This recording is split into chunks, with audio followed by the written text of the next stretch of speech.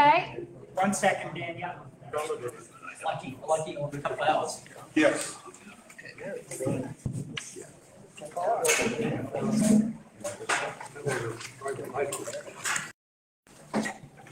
Okay. Okay. Good morning. 29. Thank you for being here at our 2024 annual town meeting. If you could, make sure your cell phones are off or silent, please. That would be very much appreciated. We will start off by reading the warrant. To Gary Taylor, a resident of the town of Parsonsfield in the county of York, state of Maine, greetings. In the name of the state of Maine, you are hereby required to warn and notify the inhabitants of the town of Parsonsfield in said county and state qualified to vote by law in town affairs to meet at the town office at 634 North Road in Parsonsfield on Friday, the 6th day of September, AD 2024, at 3 p.m. to act upon Articles 1 and 2. The polling hours are 3 p.m. until 7 p.m. for Article 2. And to notify and warn said inhabitants to meet at the town office at 634 North Road in Parsonsfield on Saturday, the 7th day of September, AD 2024, at 9 a.m. to act on Articles 3 through 48, set out as follows. Article 1, to choose a moderator to preside at said meeting. Moderator election did take place yesterday. Gloria Hermance was elected moderator for the election part of the town meeting. She then appointed Norman Blake as deputy moderator. Norman will moderate this part of the meeting, so I will now pass it on to Norman.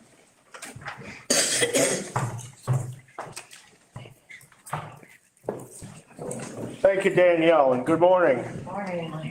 I think the first thing we do traditionally is rise together and show our respects to the flag of our nation. All those who are willing and able, I pledge allegiance to the flag of the United States of America and to the republic for which it stands, one nation, under God, indivisible, with liberty and justice for all. Thanks very much. Before we begin, I'd like to recognize Jen for a brief statement. Good morning, everybody. Good morning. I just want to thank Ed. This is his last select board annual town meeting for 10 years of service. And over on the table, we have a cake that says, "Thank you, Ed." And I invite everybody to enjoy whatever we have over there. And for me, having been elected last year, for the past year, it's been a pleasure. I've learned a lot, and a lot of it is owed to Mr. Bauer. So I just want to say thank you.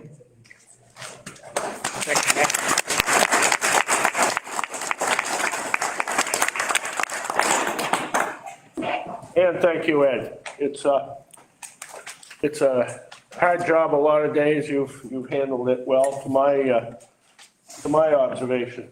Okay, let's move on to Article 2, to elect by secret ballot the following town officers. For selectman and assessor and overseer of the poor, 3-year term. Aaron Bogwin, 89 votes is the winner. Harvey with 43 votes is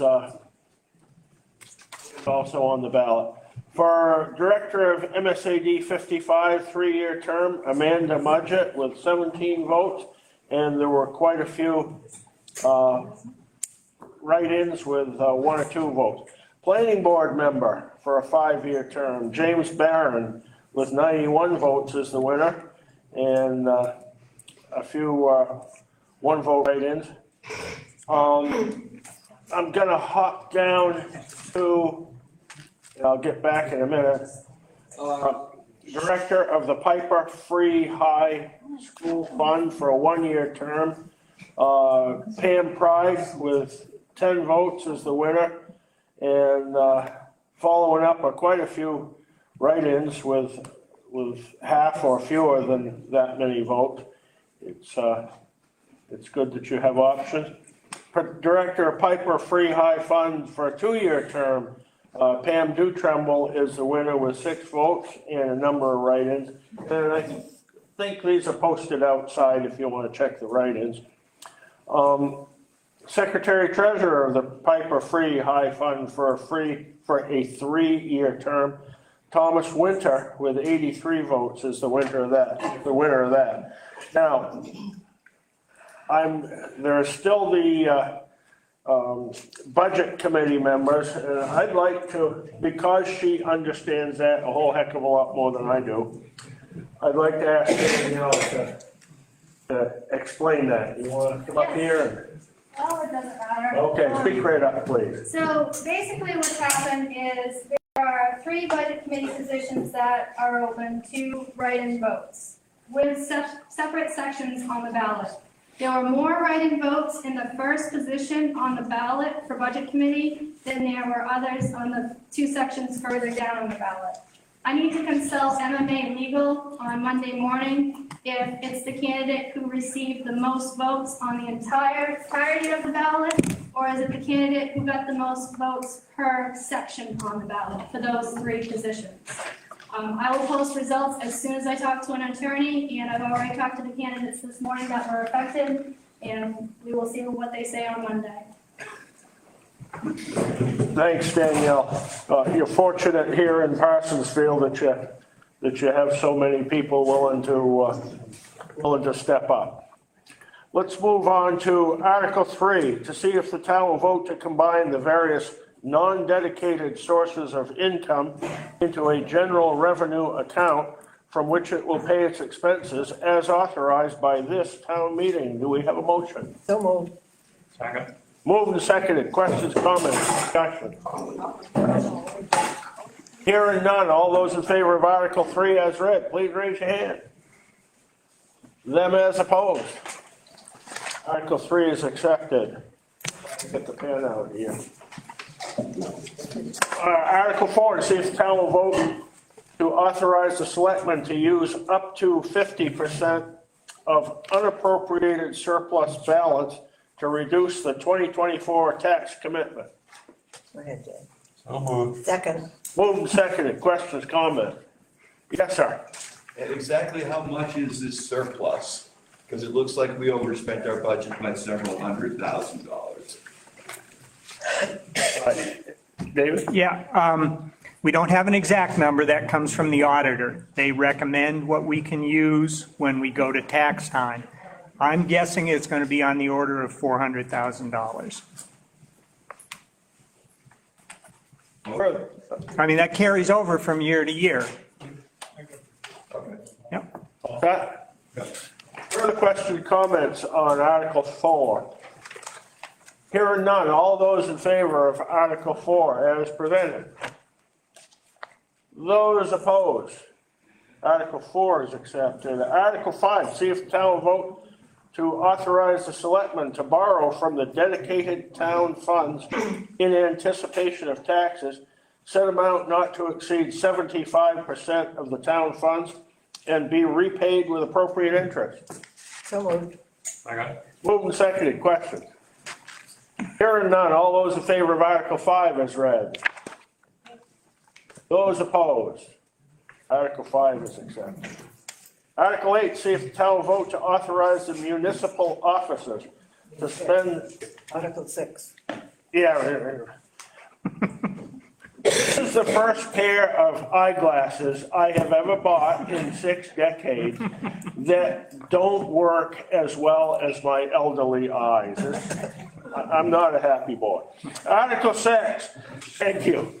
To see if the town will vote to authorize the municipal officers to spend an amount not to exceed 3/12 of the budgeted amount of the 2024 annual budget during the period from July 1, 2025 to the annual meeting 2025. Have a motion?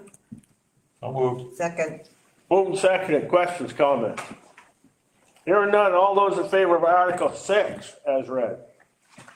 Those opposed? Articles accepted. Article 7, to see if the town will vote to authorize the selectmen to close all unexpended appropriations and overdrafts into the unappropriated surplus account. So moved.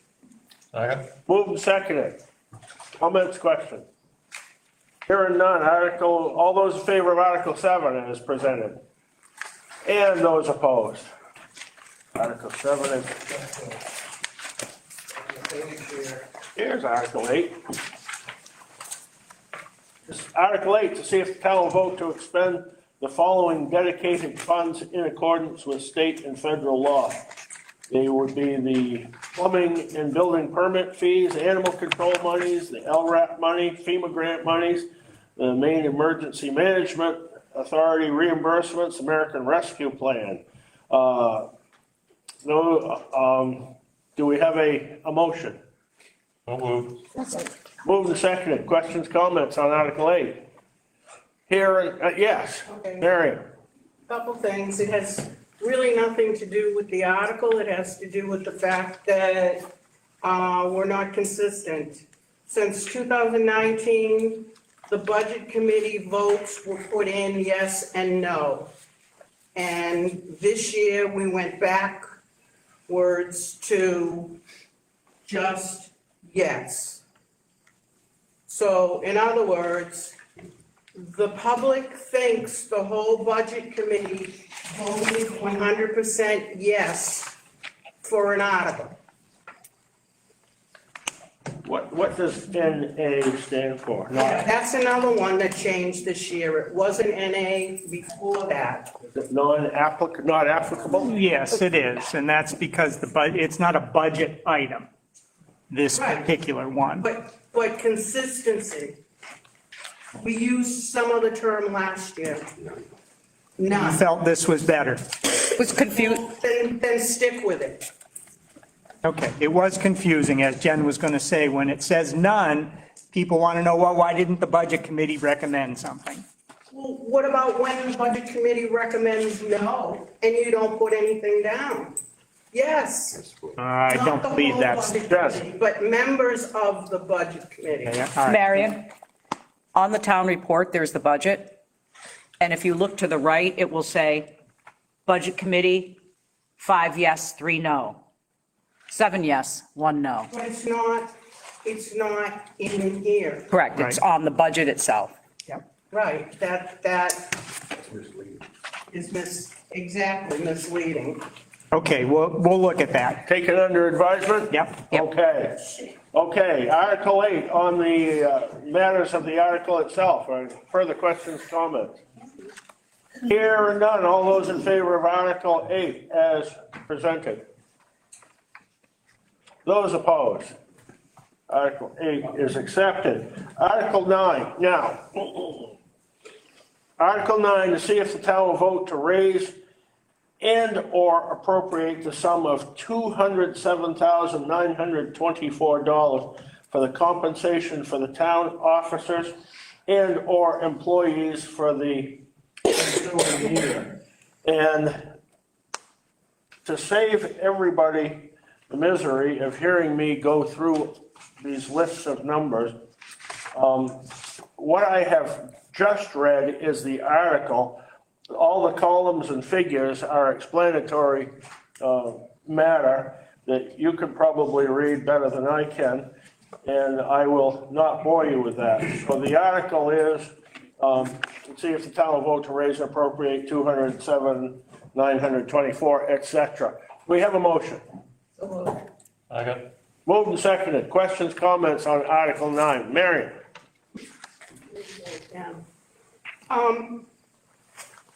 I was on the budget committee and we were just verbally told, basically, we weren't told salaries, we weren't told anything to really make a decision. I voted no, but I'm gonna vote yes today because I've done my research on my own and called all the towns around us. And they were straight up front in what their salaries were and what their bennies were and everything. So, not prepared. I mean, we should have been given more than a verbal. We should have had a written piece of paper like you did when you decided that you all voted yes. we didn't have information. I don't know why you didn't have You, that. I Well, we believe, didn't. I believe that under 20 General Government 01 wages, that you had that page No, oh, here, I'm talking about at the budget meeting. at the budget meeting. No, if we did, it wasn't shared.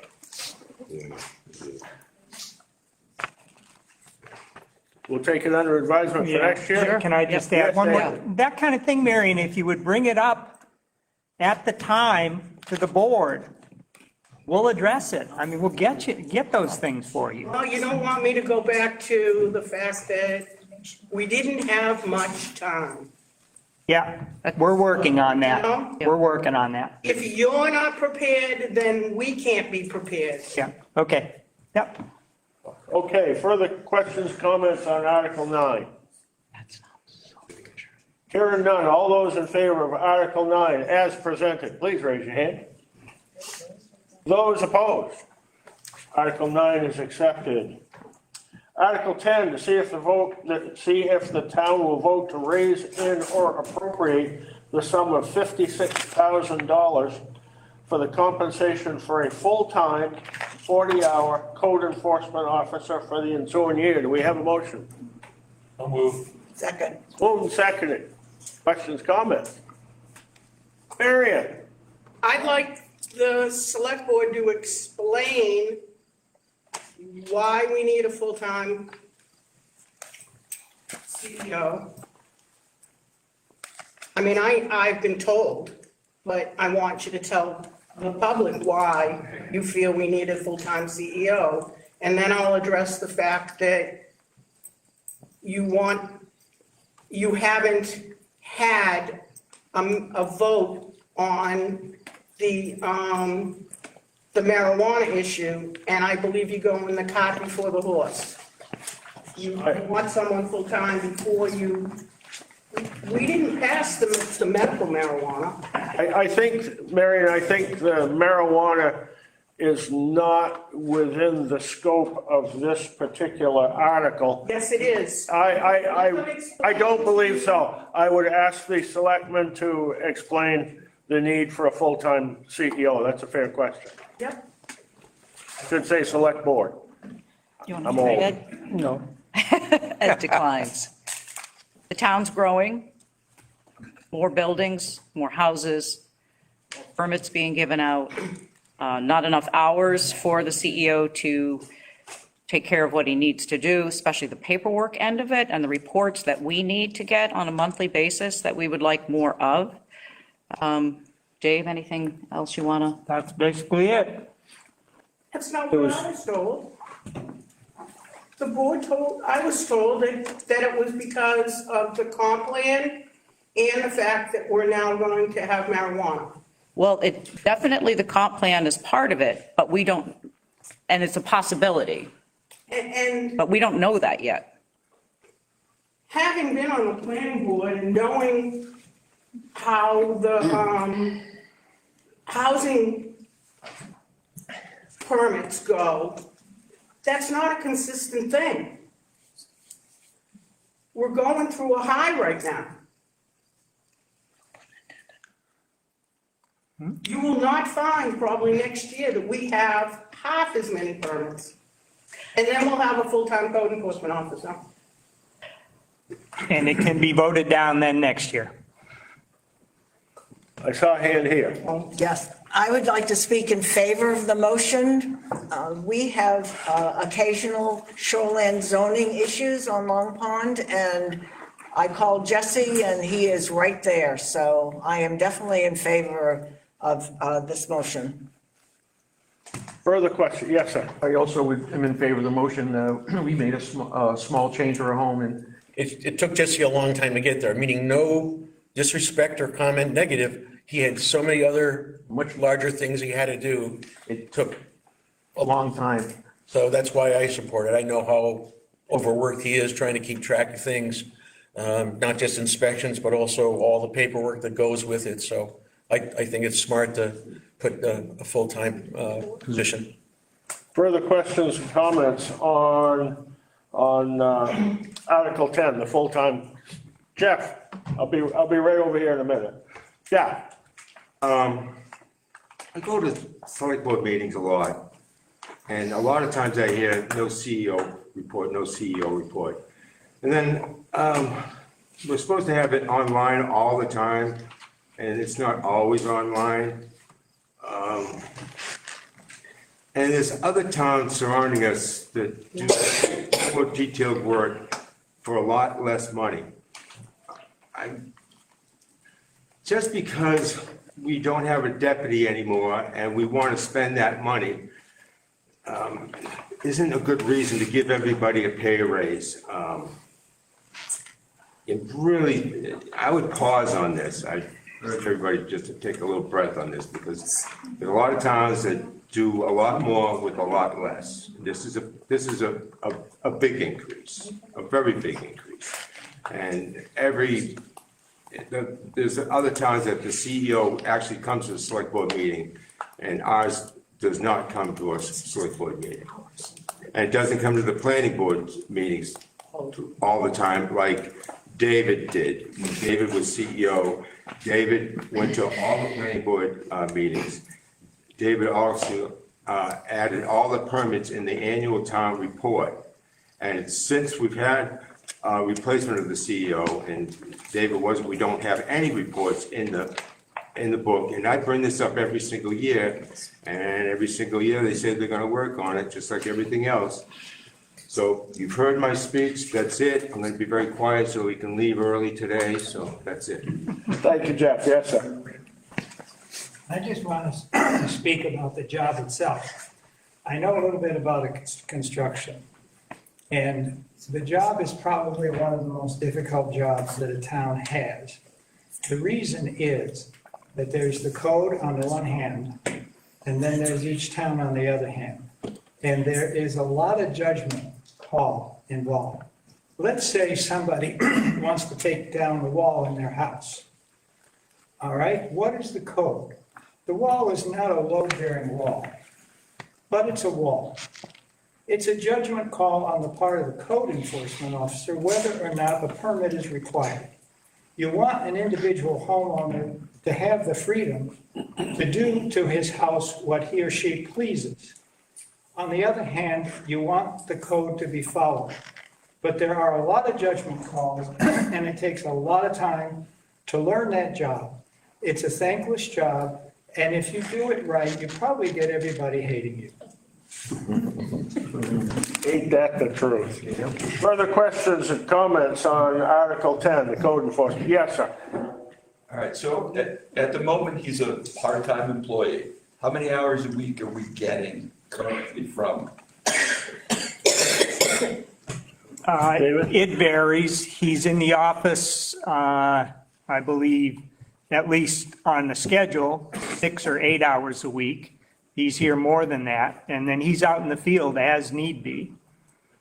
So we're gonna maybe double the amount of time that we have him available to. Between a third and half more, yes. Okay, and then how much of this salary is going to be covered by the fact that we'll get to keep this 75% of the permitting fees? I think he averaged about $32,000 in permit fees. Now, he won't be getting those. He'll be getting a salary, so it's the difference between 32 and 56. So that was. And the stipend also. Oh, and the stipend also, yeah, there was a $3,000 stipend. Right, so that'll just go into his salary to cover that, so it'll help support. Yeah, the salary is the salary, and that's it, yeah. Okay. Yeah, A question to David. David, when you were the CEO, did you have an assistant CEO as well? No, sir, you know that. I know that, but I just wanted to make sure that everybody else knew that. Uh-huh. So maybe the CEO can explain how it all works, and with the assistant. Well, the assistant works as needed, so if he isn't needed, he won't work the hours. Every time I come in, he seems to be here, but, okay. Well, Tuesdays are days that he's typically here. Sorry. fellow right in front of Jeff, you had your hand up a minute ago? Just stretch it. That's okay too. Further questions? Yes. You want to mention the attorney problem? There's also a built-in conflict of interest if the compensation for the code enforcement officer is from permit fees. It can go good or it can go bad. So to have the code enforcement officer compensated with a salary is the best solution. And that was, well, that was what we were just going to bring up, that our town attorney felt that there could be a potential conflict of interest when a person issuing the permits and gets reimbursed by issuing the permits. It might tend him to issue more permits than he should, maybe some of them questionable, because he'd be getting reimbursed for that. And the town attorney, maybe a year ago, spoke to us about, you might want to look at putting him on a full-time salary so that whether he issues 1 permit or 10 permits, there's no question about whether it was done correctly. right. And that is not a comment on our current code enforcement officer. Jeff? If you want to talk about conflict of interest, before the CEO became the CEO, he told me that he was for the Wadsworth development because it would create jobs to build houses, and apparently he had some ties to Wadsworth, and then he became the CEO, so that was a little bit of a conflict, because he became the CEO and Wadsworth got what he wanted. And I know it's an old thorn in everybody's. Did I end up building them houses, Jeff? Here you go. Go ahead, Jesse. So, Did I end up building them houses? no, but that was a conflict of interest, because you told me that you were for all this building, then you became CEO, and I never said. I think we're getting a little off track. Cliff? Will there be any other compensation other than a salary? Is he receiving any benefits from the extent Yes, work? So- it's a full benefited position. Okay, so I guess what I'm really saying is that will he still collect on how many things he does, or is he? No. Okay, no more. So just to give us an idea, will the town, from past performance of the CEO, will the town be saving money? Or, in other words, is the town's gonna get all those revenues now from permits, right? Correct? The ones that I'm asking a question. that were currently going to the CEO, yes, the town will. All the permitting from electrical to plumbing, everything is gonna go to the town now. Now, is there any way to track what he's done the last 2 years? Well, that's what I brought up before. He's averaged about $32,000 in permit fees in the last couple of years. So we are gonna actually be spending more Yes, for him.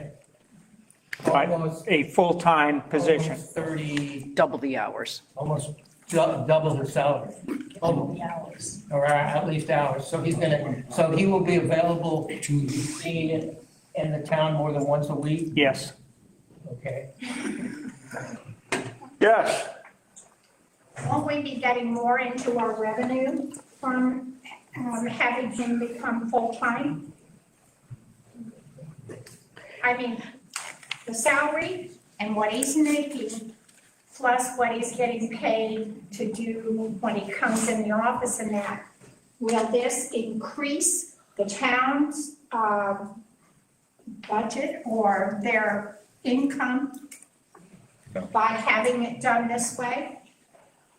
David? I don't see how. I mean, it's possible. We're actually spending more Yes, than what we're gonna be making. yes. Yeah, it's the cost of doing business. I mean, But he's gonna give us more out. yeah. Yes. Yeah. Exactly. There's the benefit. One more day. Right in front of Jeff, yes.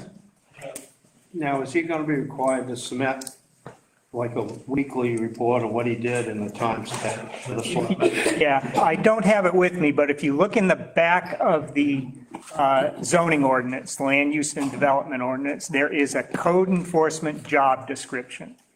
And we will hold the person to that. And I think you will be pleased with that. Yes, sir. Everything has been said. I'm okay, thanks. Okay. Okay, are we ready to vote on Article 10, $56,000 for a full-time code enforcement officer? I think we are here, no further comment. All those in favor of Article 10 as presented, please raise your hands.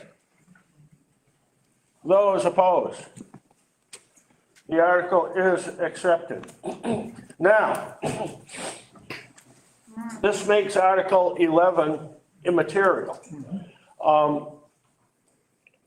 As a moderator, one of the things that we hate to see is an article that has not been acted upon. It's kind of like the undead floating in space.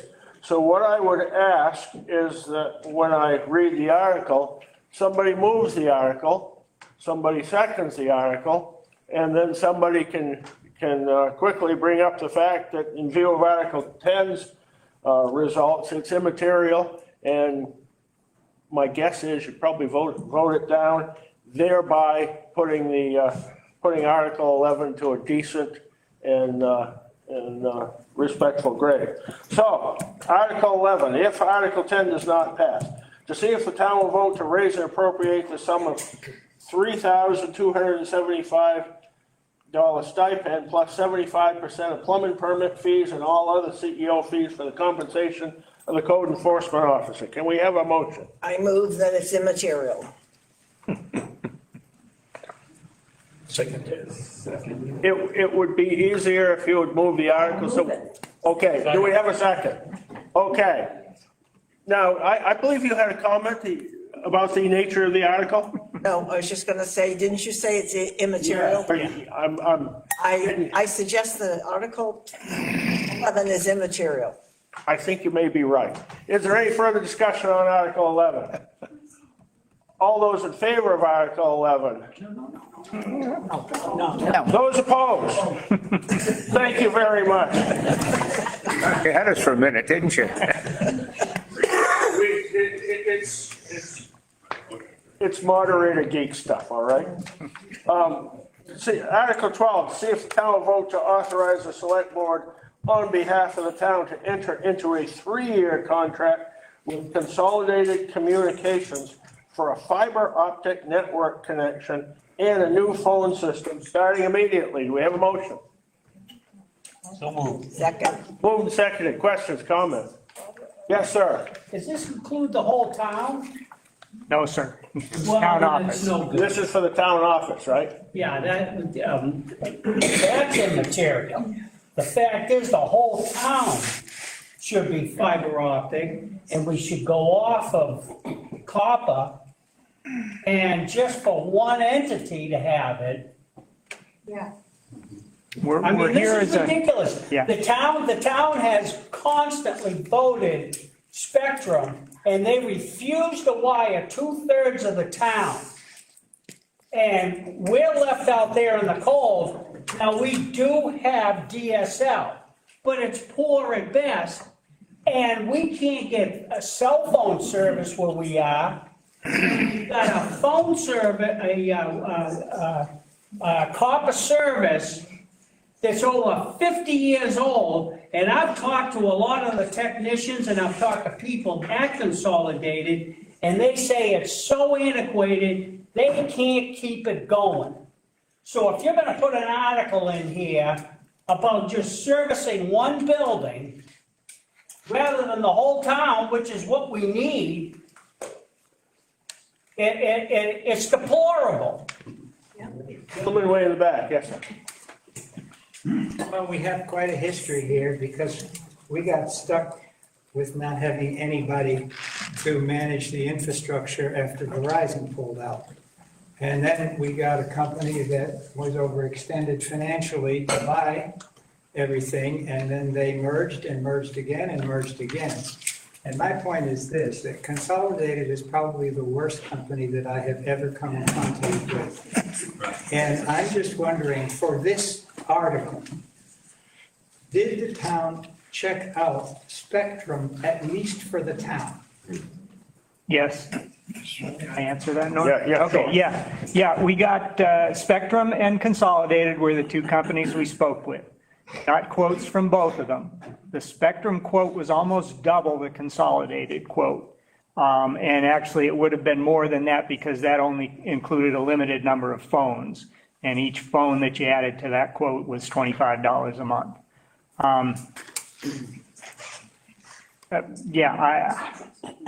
After that, I don't know what to tell you. Yes. David, what is the select board's plan? Because we've even involved the PUC over our way. And we have what Todd was just talking about, we have a 50-year-old battery that services us. And literally, the mice are in there eating particular wires all the time. They might eat number 8, not, my phone happens to be number 8, I'm out. You're next door, you got a phone. It's dangerous. And they've said, that's it, this is what we're gonna do as Consolidated. And that's when I got the PUC on the line, and they said, you've got to get the whole town involved. Spectrum, I think, requires X amount of houses per mile, is that true? I believe it is. Yeah. And it's something like, goddamn, 25 or something. I am a mile. I'm the 13th house in 3.5 miles. I will never get it. And I've even used my cell phone because it says for emergencies only, and it works. But I've called 911 twice just because, to make sure. And the minute that they answer, I say, it's not an emergency, it's not an emergency. And they're like, okay, but then they've brought on a police officer that I have to talk to, which is fine, he heard the whole thing. I don't blame you, man. The PUC said the next call I make is not gonna be funny. And that's not a threat, that wasn't a threat to anybody, to Consolidated, to anybody. But they don't want that happening, and it's not from me, if my neighbor calls. So we've really gotta do something, and I don't know what to do. Can you talk about the quote that you got years ago? Yeah, trying to remember. No, this is, when we first got ARPA funds, you folks, from the government, we got $209,000. And we were trying to figure the most constructive way to spend that. One of the options we said was, we looked at Spectrum, and they have, I don't know, about 250 houses right now. But they're all obviously centered in the village and right around that area. So we looked at like taking Province Lake area as a separate entity and what they would do to put, Spectrum in. And after they stopped laughing, they said, oh, you're looking at least $250,000 to $300,000 just to do the Province Lake area. And we said, well, we probably can spend, that's more than our allotment from the government, from ARPA. So maybe it'd be better just to do other smaller chunks and get some other stuff done. But it's very expensive. There was a telephone committee of about 4 towns 3 or 4 years ago. And that was trying to come up with the same type of thing. And this is when it was mentioned the companies were buying each other out and changing. And really, we're at a disadvantage because we're in the country. We don't have, depending on who you talk to, 20 houses per mile, 10 houses, an apartment house, whatever. they want so many houses before it makes sense for them financially to hook up. And realistically, it's probably not going to happen here unless there's going to be some new technology or something that comes out that can help us. So we've had, Jesse's probably done quite a few of the permits, because we've got some houses over, what is that, Molten Hill Road by Bryant Paula. There's like 3 or 4 new houses that are in there. Those people don't know that, or I'll bet you $10 they wouldn't have moved here. I know for, Do they know? I know for a fact that people who have moved into an area have been shocked at the fact that they don't get, and a lot of them move here so that they can work from home. Some of them have gone to Starlink. I've called Spectrum. I'm a half a mile from the last house, and we've had at least 3 new houses come up in the past. As a town, maybe it's worth a call to say, we are getting these new buildings, and you need to come reevaluate us. Spectrum is looking to put an underground cable in by Province Lake to one of the neighborhoods that is by the golf course. We have heard that they are trying to get their fiber optic in. I don't know where they're at in terms of the entire town, but you're right. I think we need better internet access. What are these people gonna do that have just built Right. there now? I do know some people get Starlink, and Where do you get that from? it's a, Elon Musk. Elon Musk thing. Satellites, it's Satellite. $150 a month, and I think it's $600 the first time for the downlink satellite thing in your yard. But yeah, there's solutions, but they're not cheap. Gentleman in the back, yes, sir. Yeah, I've heard on the news repeatedly this year that the infrastructure bill and the state both have funding to address this exact problem, but I don't have any other information. I think what's coming out in the meeting today is that this should be a priority for next year's select board. Because there is universal dislike for what we have now, to put it mildly. And it's a big issue. There are funds available. The nut to crack is how to get at those funds. We're getting way off the actual substance of Article 12. However, the subject is important enough that I think we can color outside the lines a little bit. Before we get to voting, I'd like to hear from a couple people we haven't heard on the matter of Article 12. Gentlemen in the. First statement I have is a comment more than anything. We have ownership in 2 towns, and the other one has service with Spectrum, and it's much better service than when we have it consolidated. That's just a comment. And the question I have is the 2 words, starting immediately. Cliff, briefly. Can I answer his question? Oh, yeah. That, I didn't. oh, okay, he wanted to know what the starting immediately meant in the article. It just means that we'll enter the contract immediately.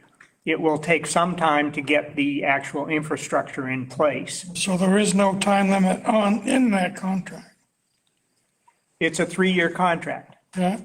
Right. I'm not sure what you're saying then. When does it end, and when, It'll start when we sign it. We won't be paying the full amount until they get everything in. Yeah, no, we're not going to pay for something we don't have. Yes, sir. So what is that full amount? Is there a guarantee that it won't go up during the span of the contract? And how much better is it what the rest of us in the great town of Barnstable have to live with? And does the town hall deserve better than what we have? Okay, let's see. If I can remember them.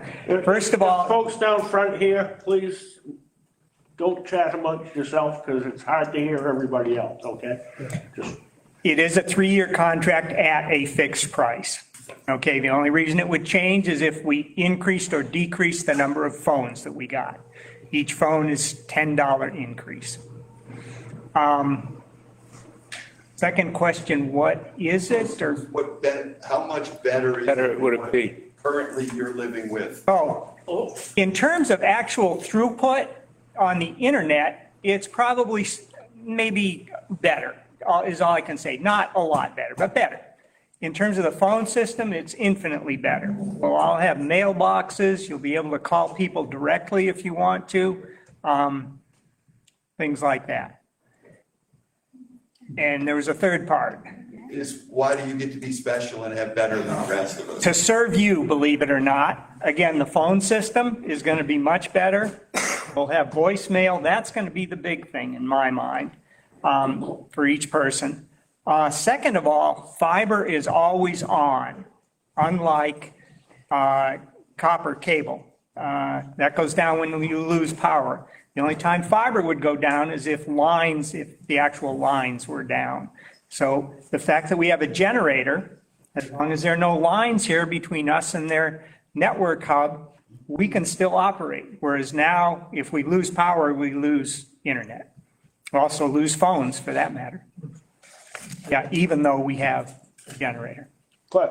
For them to be going to this trouble to work on the town hall here, what's that going to provide for people in this area around the town hall? Frankly, I don't know. Because if because once they get there, they're gonna wanna do these 10 or 20 houses. And then the rest of it is still out in homes. You know, I mean, again, I think what John Lesko has said is that whether we vote for this or not, we have to put a lot of energy into dealing with the fact that a lot of the town is struggling. And we can't just kind of say, okay, we actually have to do it. I, for one, believe that the pressure will increase if it isn't brought to the town right here. And the town people, and the select board and everybody will work harder to make sure we can get something for our town. I don't know, well, don't we own the poles? Doesn't the town own the poles? No, CMP does. CMP. Yes. Nope. To say really quickly, it seems to me that there are a lot of people in this room that have a lot of knowledge about internet and things like that, and have a lot of concerns about the lack of cell phone and internet in this town. And I'm really concerned that I listen to the select board meetings every week, and they have a lot on their plate, that maybe coming out of this meeting, there might be enough people that would be willing to form a committee to work together for the town, on behalf of the town, to see what could be done to put pressure on the various companies to bring better services to the town, instead of always expecting the select board to be able to do that, because they're already working on so much stuff. Maybe they could come together as a group to do that. Take it under Point taken. advisement? Yep. Okay. Yep, I like that. Yes, Dan? I've heard a little bit about this since my son lives in Stowe and is on the committee there to try to get broadband into that area. And he said there's money out there, but there's an awful lot of towns that want it. It's very competitive. You're dealing with high-powered companies, and general small towns are not high-powered negotiators. So you need a good committee, and you need some support from outside, and you're gonna be fighting elbow to elbow with every other town to get it. So if you can get multiple towns together, that helps, but it's not something simple we're gonna solve here. It's a big job. Also help from your state representatives. They know who to talk to. Danielle? Can the select board just kind of mention why we need this upgrade for Trio? Why did we just upgrade to Trio? No, her question is why we need this for Trio, or the point she's making. The software that's used throughout town office for cash receipting, for real estate, for motor vehicles, for just about everything, is going to a web-based design. They will no longer have a local version, which is what we're running now. So right now, if we lose power, we can theoretically run some of that software locally. However, once they go completely to the web-based version, we won't be able to. So if we have the fiber connection and we have the ability to stay on even when power is out, then we'll be able to continue with our full operation. Yes. I have a comment. I may be old fashioned, but I've lived in this town for near all my life. And I don't think the telephone takes good care of their landlines. Maybe the landlines have gone out, but to ride the road and look at the stuff that's on the lines. Central Maine, the power lines go out, they come around and fix that, but the phone company never comes around. And I'd say if they ain't gonna take care of the infrastructure, I'm not gonna pay a phone bill. I live without a phone bill, I have for most of my life, I'm 86 years old. I get along without a phone. I won't even have a cell phone. I tried one once and I finally smashed it on the floor. When I try to run that thing, my big thumb hit more than one button. They don't have them big enough for my hands. Funny you should say that, I've been there. Okay. Again, we're getting off the specific topic of Article 12, but again, it's the topic of internet access is very important. And I think it's worth diverging for a while. Way in the back, sir. Can we move the question? I think we ought to. Are we ready to vote? Yes. Okay. Article 12, see if town vote to authorize the select board on behalf of the town to enter into a 3-year contract with Consolidated Communications for fiber optic network connection and a new phone system starting immediately. All those in favor of Article 12 as presented? Those opposed? The article is accepted. We're having the same misery over in the town of Baldwin, and for all the same reasons. Welcome to Maine, the way life should be.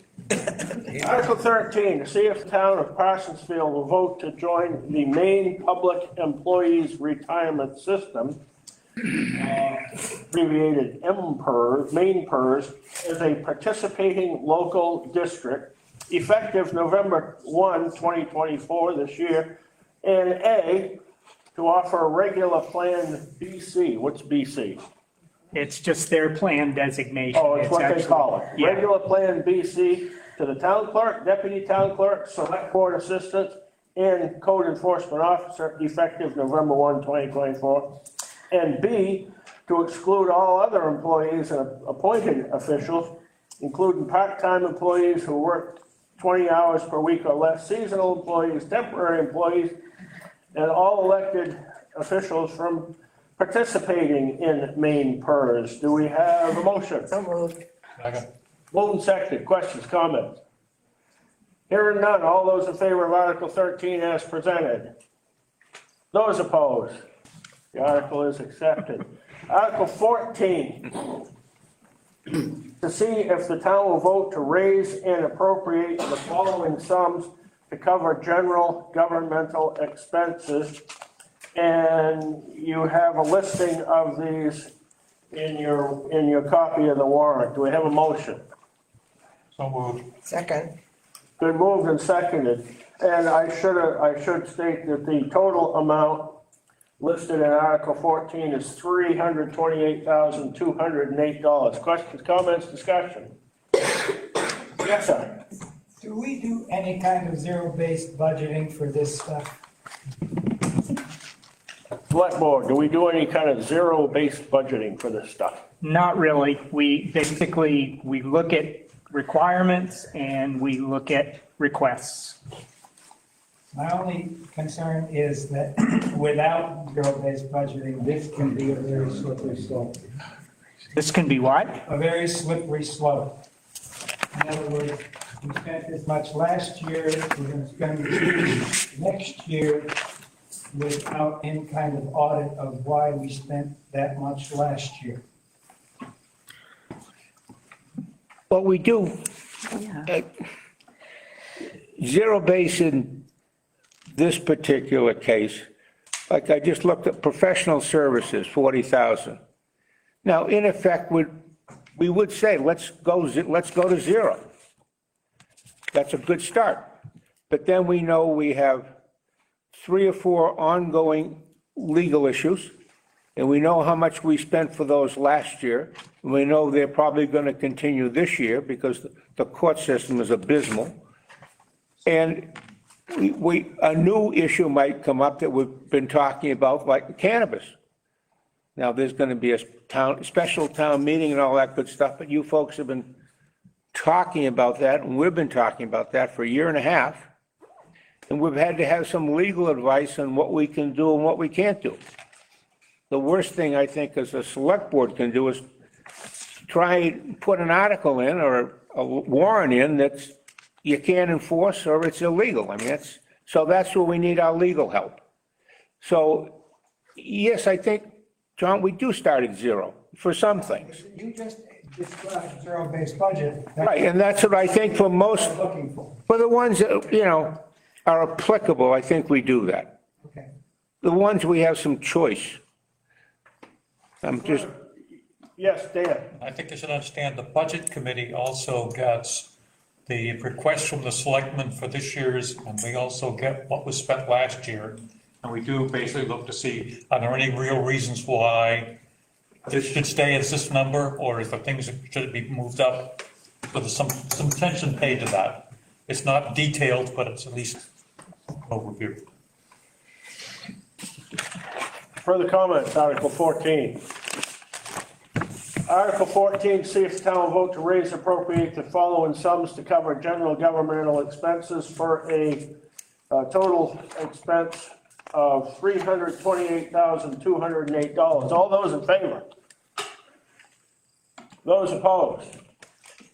Motion is accepted. Article 15, see if the town will vote to raise and appropriate $1,000 for comprehensive plan committee expenses. Second. Moved and seconded. Questions, comments? Yes, sir. Aren't they done? So why are there going to be more? Jen? Are we ever done? Yes, we're done. Some of this will cover the cost of printing copies, and if the town wants to bring it to the state for approval, that will probably be some more cost. We work with Southern Maine Planning and Development, so it's just sitting there in case we need it. We're also in Baldwin, we're also with Southern Maine. You're right. It's like we're never done. Anything else on comp plan expenses? Hearing none, all those in favor of Article 15, $1,000 for comprehensive plan committee expenses as presented? Those opposed? Article is accepted. Article 16, to see if the town will vote to raise and appropriate $5,000 to be placed in the Sidewalk Capital Reserve Fund. So moved. Second. Moved and seconded. Discussion. Yes, sir. So how much money's in the reserve fund now? Is it in the report somewhere? Yeah, it okay. is. Page 20. Thank you, Danielle. Page 20, Danielle says. She's up on this stuff. It's the second one in the right-hand column. Looks like $15,661. Rounding up 2 pennies. That works. And a follow-up question, how much money do we need to fix them or do what we're hoping to do with this money we're saving? Is there a plan? There is. There's a lot of need. Yeah. The number is a lot higher than that. DOT will pay, I think, for half of them. We're talking about particularly the sidewalks from the Stanley Building down to the Old Town Office. Okay. I believe DOT will pay half of it. I think we're looking to need at least twice what's in there right now. Marion? You said only to the Old Town Hall. Tons of people walk all the way to Dollar General. There should be a crosswalk there. Yeah, Seriously. yeah, we can talk to DOT about that. Yes. Oh, that's okay. I'll get you in a second. Sure.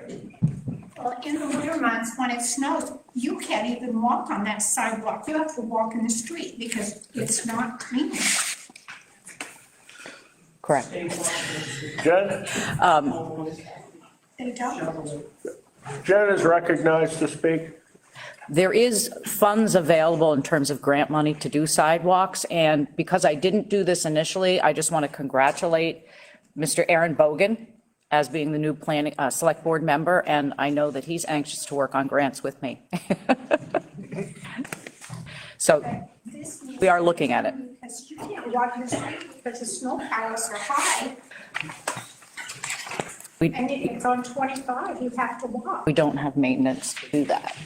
Jen says we don't have maintenance scheduled. Aren't the people that own the homes Are supposed to clear the supposed to walk in clean. front of their house, Correct. that's correct. being done? Further questions, comments on Article 16, sidewalks? Hearing none, all those in favor of Article 16 as presented? Those opposed? Article 16 is accepted. Article 17, to see if the town will vote to raise and appropriate the following sums to cover protection expenses.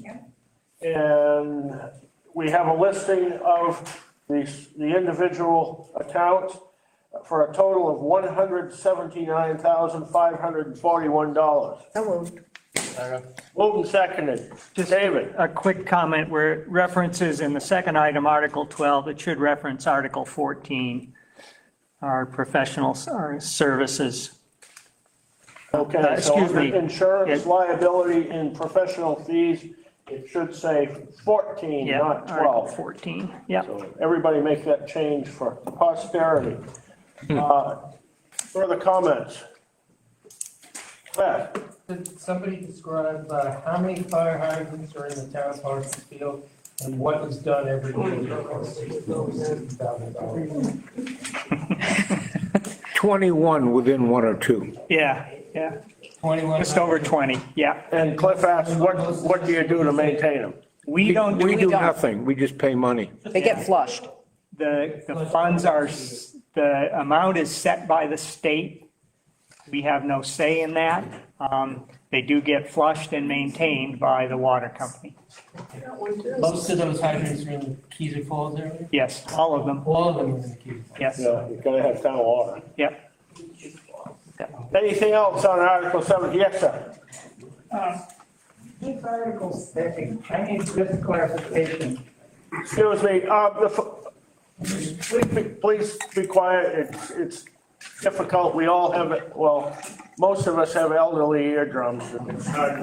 Yes, sir, please The fire continue. department expenses are $81,000. Now, all I want to understand is, does that involve anything to do with Article 18 and 19? Because when we look at fire and rescue expenses, we're looking at $192,000 for fire and rescue. And I'm wondering why that can't be put into one item to make our job as citizens a little clearer.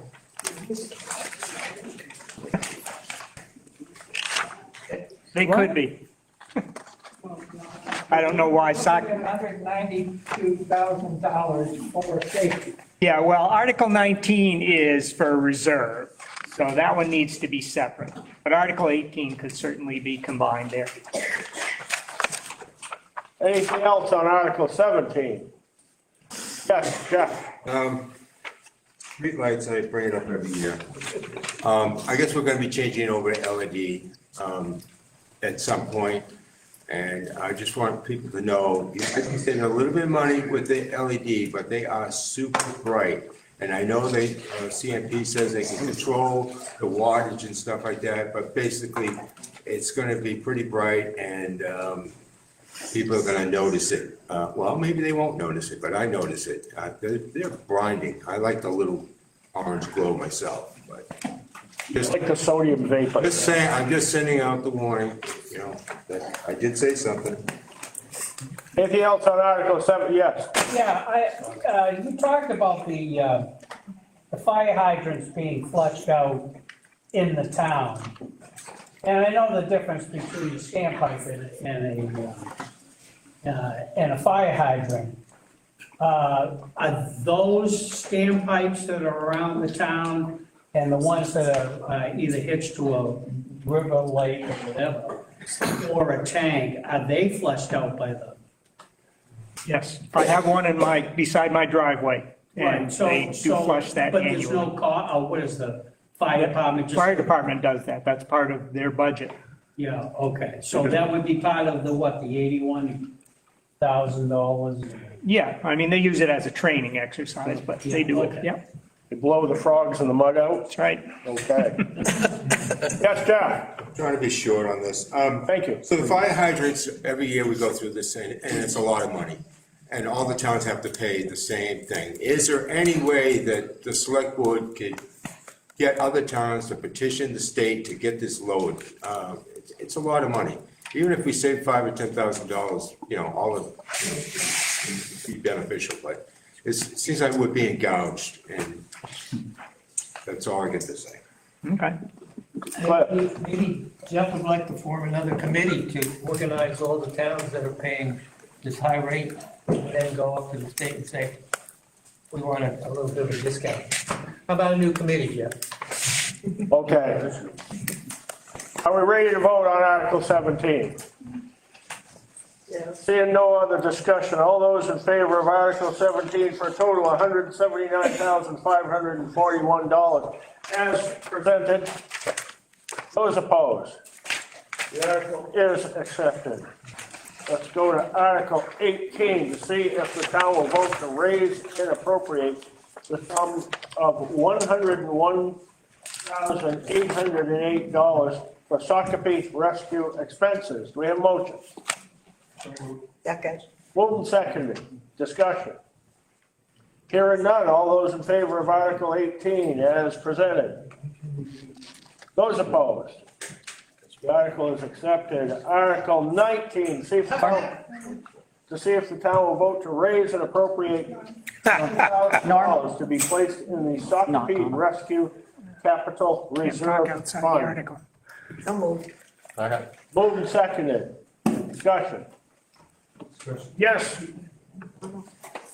On the heels of a successful vote in the last article, I'd just like to take the chance, if I could, to speak.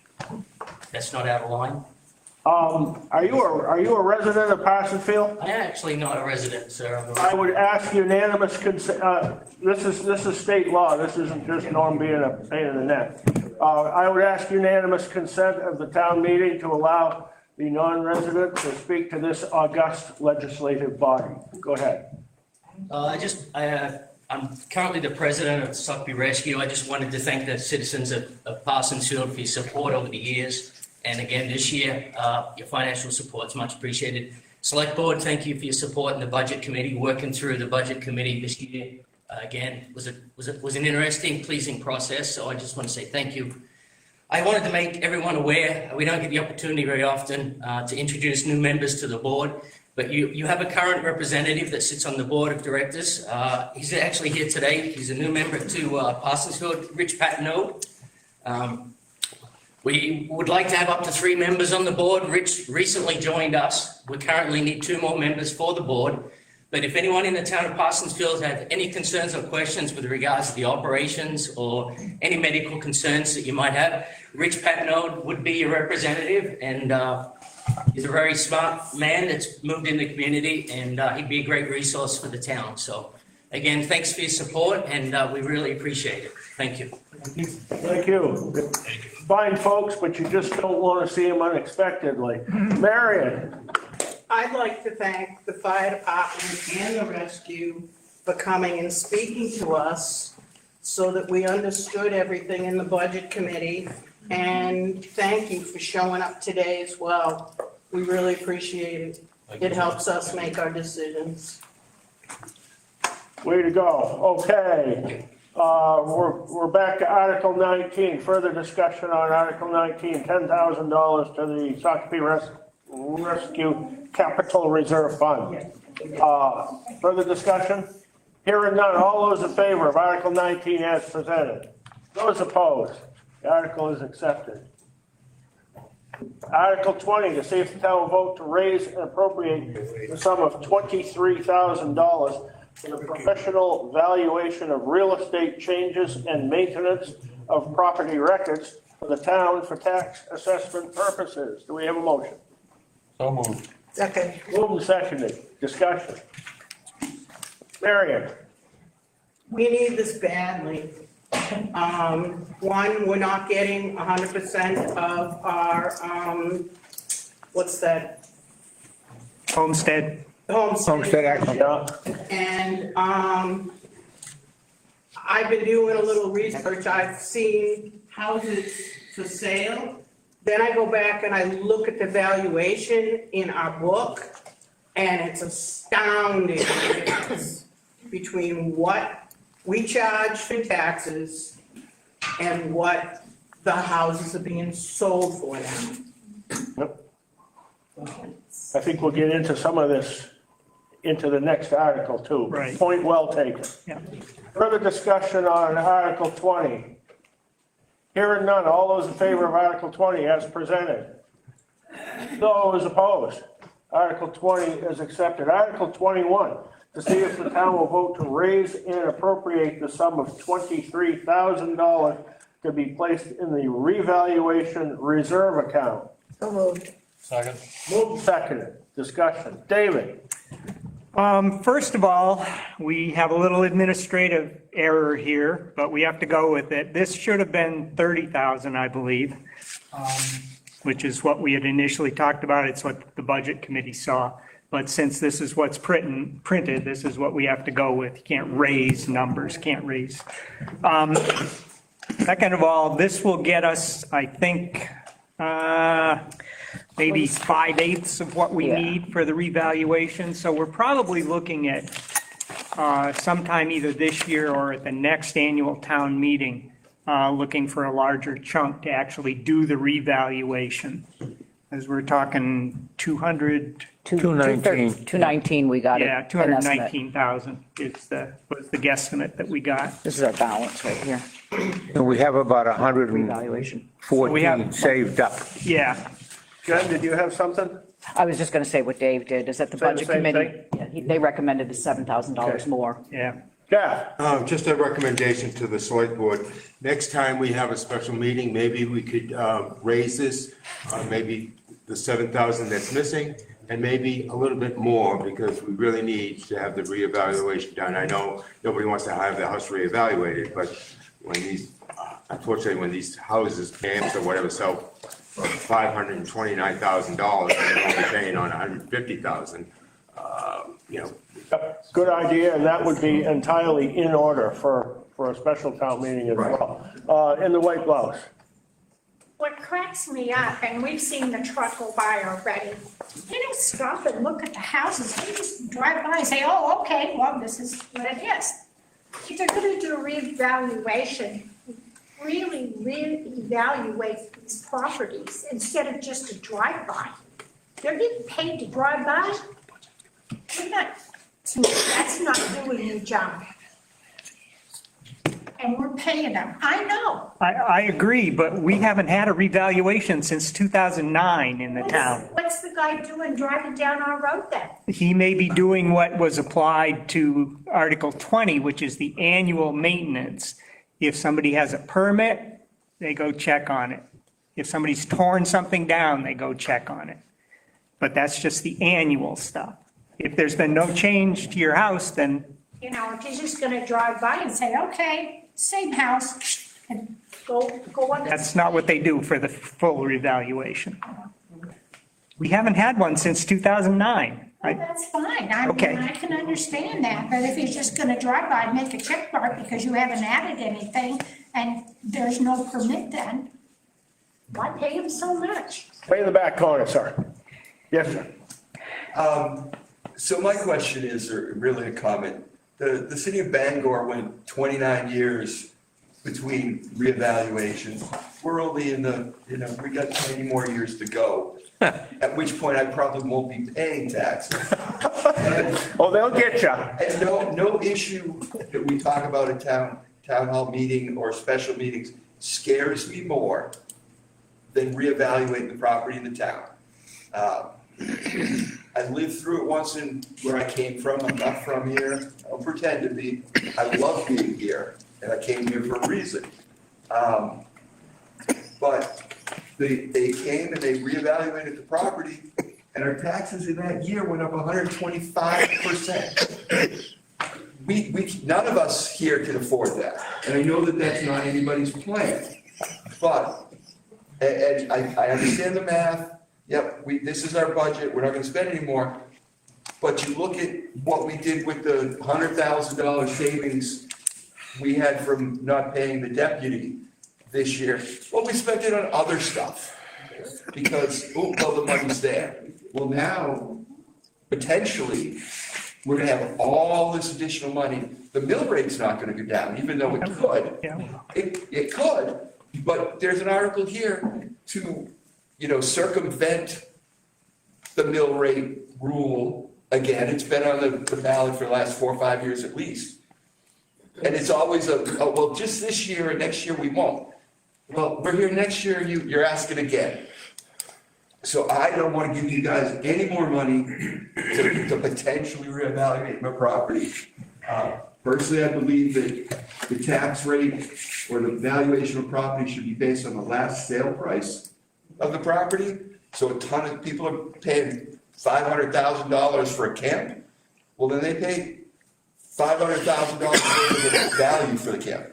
The place next to the Mason Hall that's on the market for $200,000. It isn't worth 60. But if someone's willing to give that person that much money, then they should pay the taxes that they were willing to, because they went in with open eyes. And for those of it. Yeah. You had something? Yeah, okay. I'm just going to say this once. I get very frustrated because what you started saying, but didn't quite complete the thought of, was that, yeah, we only need a certain amount of money. And that's exactly right. We set a budget, and it's going to go up every year. We have inflation, folks, and in the last 5 years, inflation has been ridiculous. But we have a budget that we have to gain through income through the clerk's office and real estate taxes. That number is not going to change whether we're valued at 65%, which is what the state says now, or 100%. The mill rate will indeed go down to compensate for that change. And we won't get any more money because of it. The money will, the people that pay, the homeowners, indeed get a redistribution somewhat, okay? Now, I wish we could go on the last sales price too. Unfortunately, state law says it has to be fair market value. We're stuck, okay? So, but reassessment is not going to raise any more money for the town, period. Thank you. Yes, sir. Thank you, David. There is a state law that requires fair market value.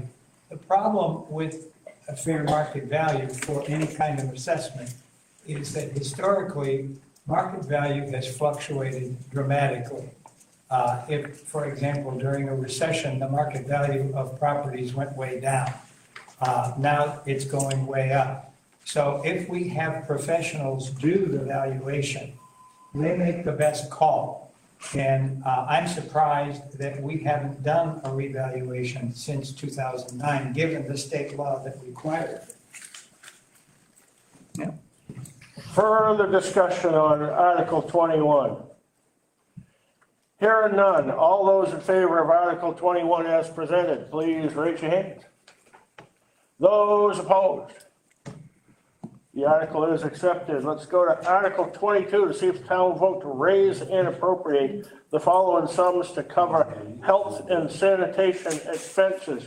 We have tipping fees, cartage, and recycling for a total of $330,500. We have a motion. So moved. Second.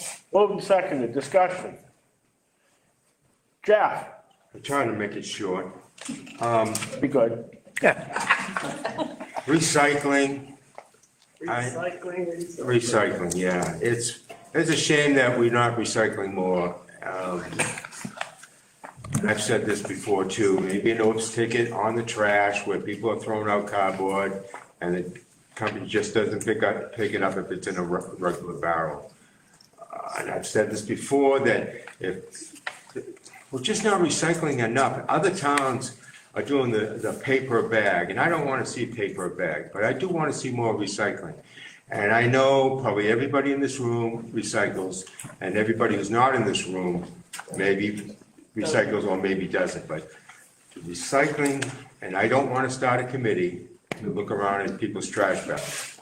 But recycling is. It's almost a waste of money to recycle.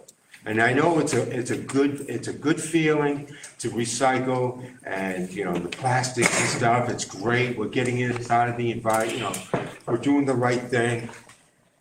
But you're sending a truck around the whole town to pick up, I don't know what the percentage is, but it's like, what, every 10,000 you pick up recycling, or maybe more? If the recycling guy was here, or Mellon had the contract, he'd explain how bad it is. But it's pretty bad, we're not recycling enough. Maybe the town should have, like other towns, a recycling bin at the town hall, and maybe one at the salt shed, maybe, something like that. Because most of it's all, single use anyways. I know everybody's afraid of somebody throwing a TV in the dumpster or whatever. But, you just take it out, that's it, recycle it properly. But we need bins. We need something where people, who just want to throw it in the. Yes. I'm just going to mention, if you look on page 23 in here on the recycling report, you will see that Parsonsville is now recycling at least 10%. And I congratulate everyone that is recycling. If you read the report, you'll see we're doing much better than some of our neighbors. Russ, did you have your hand in the air, or you just stretching? Okay now. Okay. Jeff, quickly, please. I firmly believe that we are not doing enough on recycling. And I know Porter, people have to bring their trash to Porter. But that doesn't mean that every town is recycling. Because a lot of times they just say, yeah, just throw it in the regular bin. So their numbers could be up if they actually recycled more, and then make us look a little worse. But we are not recycling enough, and it's the Amazon effect, all that cardboard. Oh, yeah. Claire. I fully support all the efforts that Judy has made. So that effective will maybe up to 10%. Please speak right up, Cliff, so we can hear every word. I completely support the efforts that Judy made, even that 10% recycling. But, our hands seem to be tied. We don't have options of who else may do a better job of collecting trash and recyclables. And at some point, that 230,000, 250,000 waste cartage is going to become 400,000 or 500,000 in the next 5 or 10 years, and the town needs to, at some point, say all of its members is that we could save a lot of money if we recycle. And so here's your recycling bag, and if it's not filled, get another, and if they're not filled, you're taxed. You're going to have to raise rates, because it's going to put us out of business the way it's going. I think that's the reality. We have to recycle at least 50 to 70%. Further comments on Article 22? Hearing none, all those in favor of Article 22 as presented? Those opposed? The article is accepted. Article 23, to see if the town will vote to raise and appropriate the following sums to cover winter road maintenance and sand and salt expenses. There's winter road maintenance contract, sand and salt purchase, and New Hampshire DOT to do on the Province Lake Road area for a total of $600 to $3,500. Do we have a motion? So moved. Second. Moved and seconded. Marion? Where's the road commissioner? Yeah, where is it? Well, the road commissioner doesn't have anything to do with these. Winter maintenance Yeah. contracts. Yeah, these are contracts. Okay, I'll wait. Okay. I'll say it again. What does the New Hampshire DOT thing cover? Is that the part of 153 that is in Maine? David? Yeah. Yes, it turns out that is not Main Route 153. That's a town-owned road. It always has been. Maine DOT got. I remember my father used to plow snow in the 40s. He had to plow that all the way Yeah, down. yeah, I don't know how Maine DOT got involved in that, but they were plowing it for a while, and we should be thankful. New Hampshire DOT obviously does their side of it, because the line runs right down the middle, and they've agreed to do both sides for this price. Yes. A question on the cost of Province Lake Road. It says 2 seasons. Yep. So that's 2 winters. That's what we pay $7,000 a year. Yeah, I don't know how it's broken down, but yes. So it's going to be, what, this winter and next winter? Yes. Is that what you mean?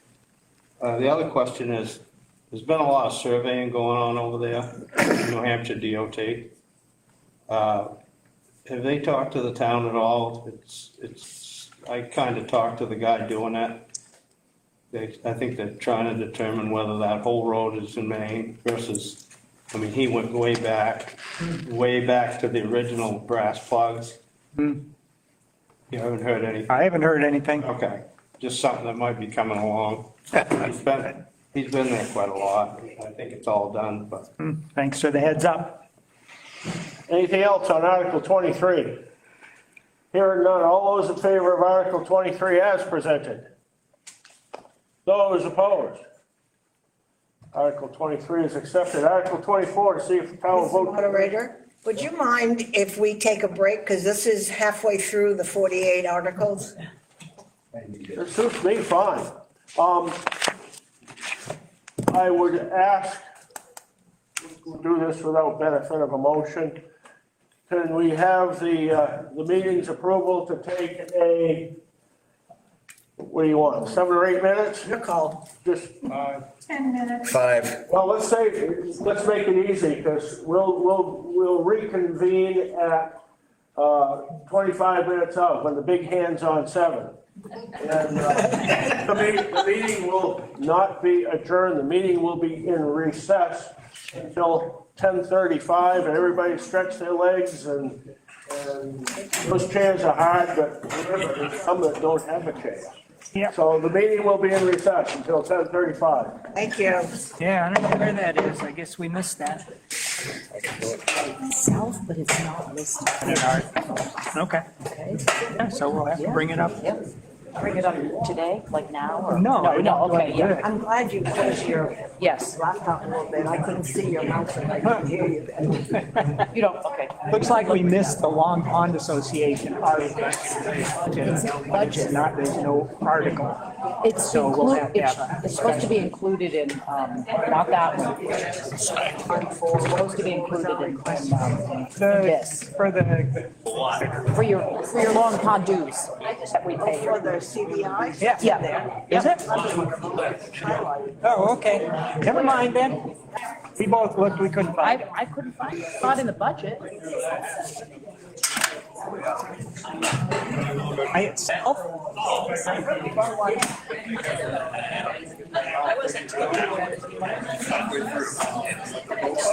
Some of my notes, Okay, wow. Okay. and I found Yeah, it. there it is, right there. Yeah. I was looking for it listed under. Apparently, Beth, That's where it is in the budget. I was with you and, Never mind.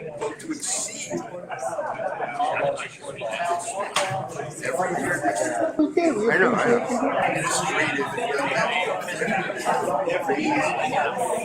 So I was carried, the thing. I was gonna show it to you, and it's like,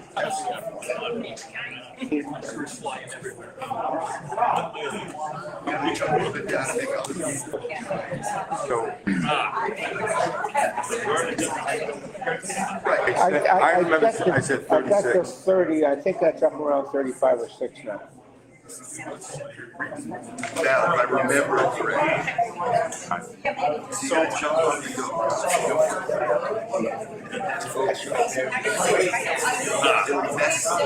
Recycling, now, I agree with it. What makes you think people use a bin here the salt sheds, they won't put it out there. I think Cornish does that. Cornish, like they have bins. Yeah, but that's when they don't have it. Right. Have it. I think they would, I think that would just, on a cardboard, they pick a ball and they throw it in the bin. I mean, it's not for anything to have bins. That's gonna put stuff not recyclable. At least when it's full, don't pick it up. Yeah, but unfortunately,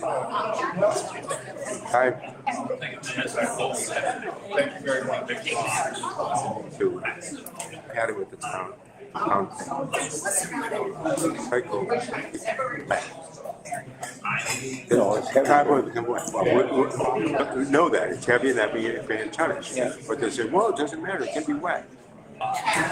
Full of snow too. But Echo Maine doesn't accept wet.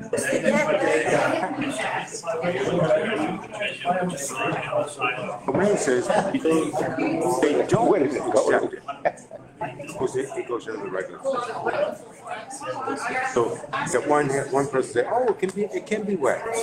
People that anxious.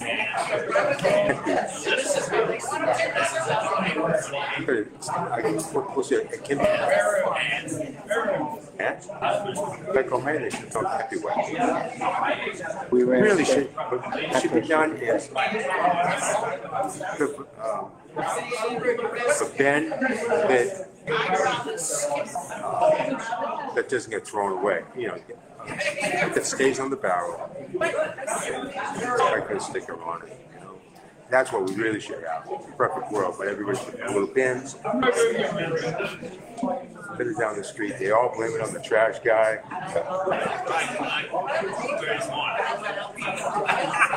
I don't know. And it's like a thing, just a feel good thing. Everybody said, even though most of the buses would know they can't sell it to China or India, they just throw it away. Market. Construction dollars.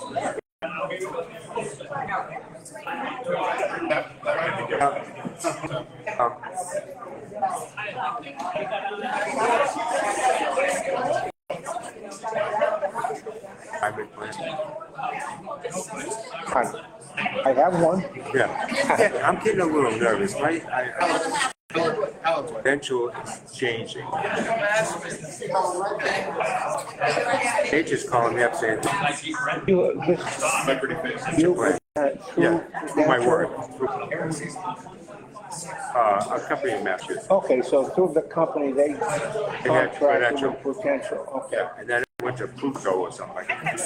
Now, they're going to change over to something else, and they're going to count member. Yeah. So it looks like I have any money. The next day, a new company. Okay. I'm sure it's real. I'll have to call up Susan. Somebody say, nervous. Where all my money's going to go to zero. They say, hey, toilet room. I don't know if you ever saw it. No. Real good. Are all bunch of stockbrokers in a room. Selling stocks to me. They call them penny stock. And then they bolt. And I'm sure Prudential's not that way, but I know. No, my pension was through bolt. And it went to the pension government that guarantees all the pensions. Right. I don't know whether yours is part of that or not. Had a couple.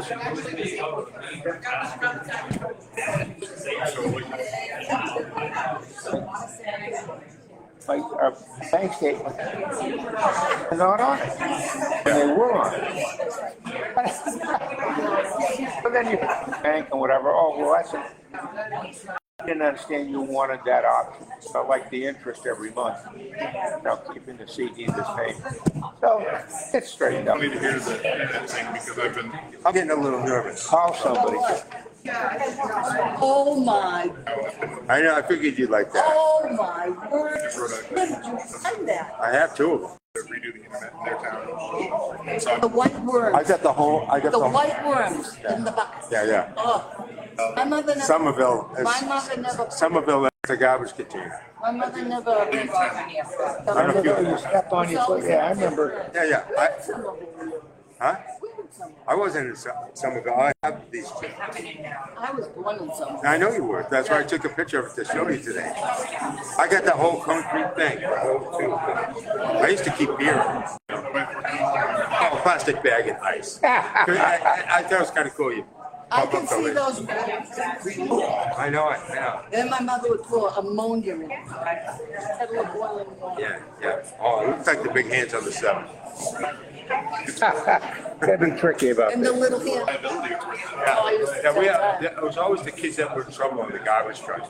You know, we had I could still see. I can too. Oh,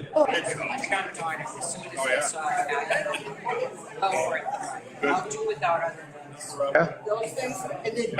Oh, yeah. Oh, what was even worse, get those guys with bikes and cycles, three guys. Yeah.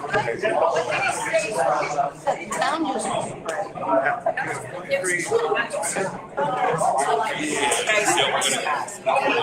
Yeah, I mean, the sidewalk standing on that.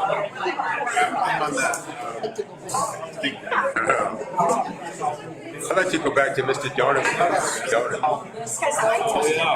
Yeah. 5 in the morning, I said, when you get the nice. How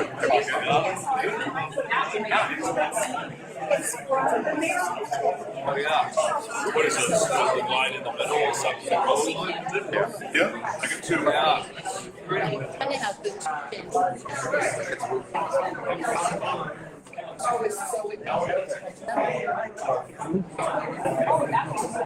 Yeah, I'm trying to be as I keep it short. You're a lot better than last year. I just, you know. You have questions. No, I really want to be. Oh, yeah. Really, it's tough. It's like, why did you listen to the select board meetings? Chance, they get to that. The only meeting they come to or what? That's what happens.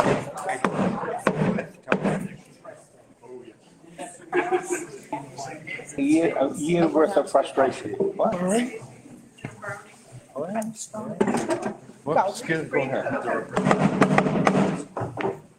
Gosh. I don't know. Parsons Field Town Meeting will return to order. The big head is a little past 7, so we're late, but we'll make up for it. Article 24, to see if the town will vote to raise and appropriate the following amounts to cover highway and bridge expenses. Per the following, we have general maintenance and paving and sealing for a total of $588,756. Do we have a motion? I'll move. Second. Moved and seconded. Discussion. Yes, sir. Just looking at this, Please speak right up. question I got is, I'm looking at what we spent last year and I'm looking at what the budget is this year. 340, we spent, almost 500,000 last year. Going back to what we spent. We're gonna have to have some checks and balances to hit this budget this year. And my other question is, I would like, the road commissioner's not here. He hasn't been here since we elected him to take questions. You almost wonder if he's got any interest in it other than spending money. I just want to, are the selectmen getting information from him, what he's doing, what he expects to spend, monthly or weekly or something, to have some control over him on the budget? Jen? I've been working with Maya because we're working on the April 4th storm for FEMA reimbursement. So I get to talk to him pretty frequently. I did ask him to be here. I did ask him about his paving plan as well. But I agree, that would be the best thing for the town. We need a plan. I know he did say Cram Road and Weeks Road were next on his list. But, yeah. The question is, he's the one that knows the conditions of the road. He ought to be able to give you a yearly budget on X number of culverts, paving, all these things, and give you, based on what he thinks it's gonna cost to do it. I know you can't estimate storms and all those things.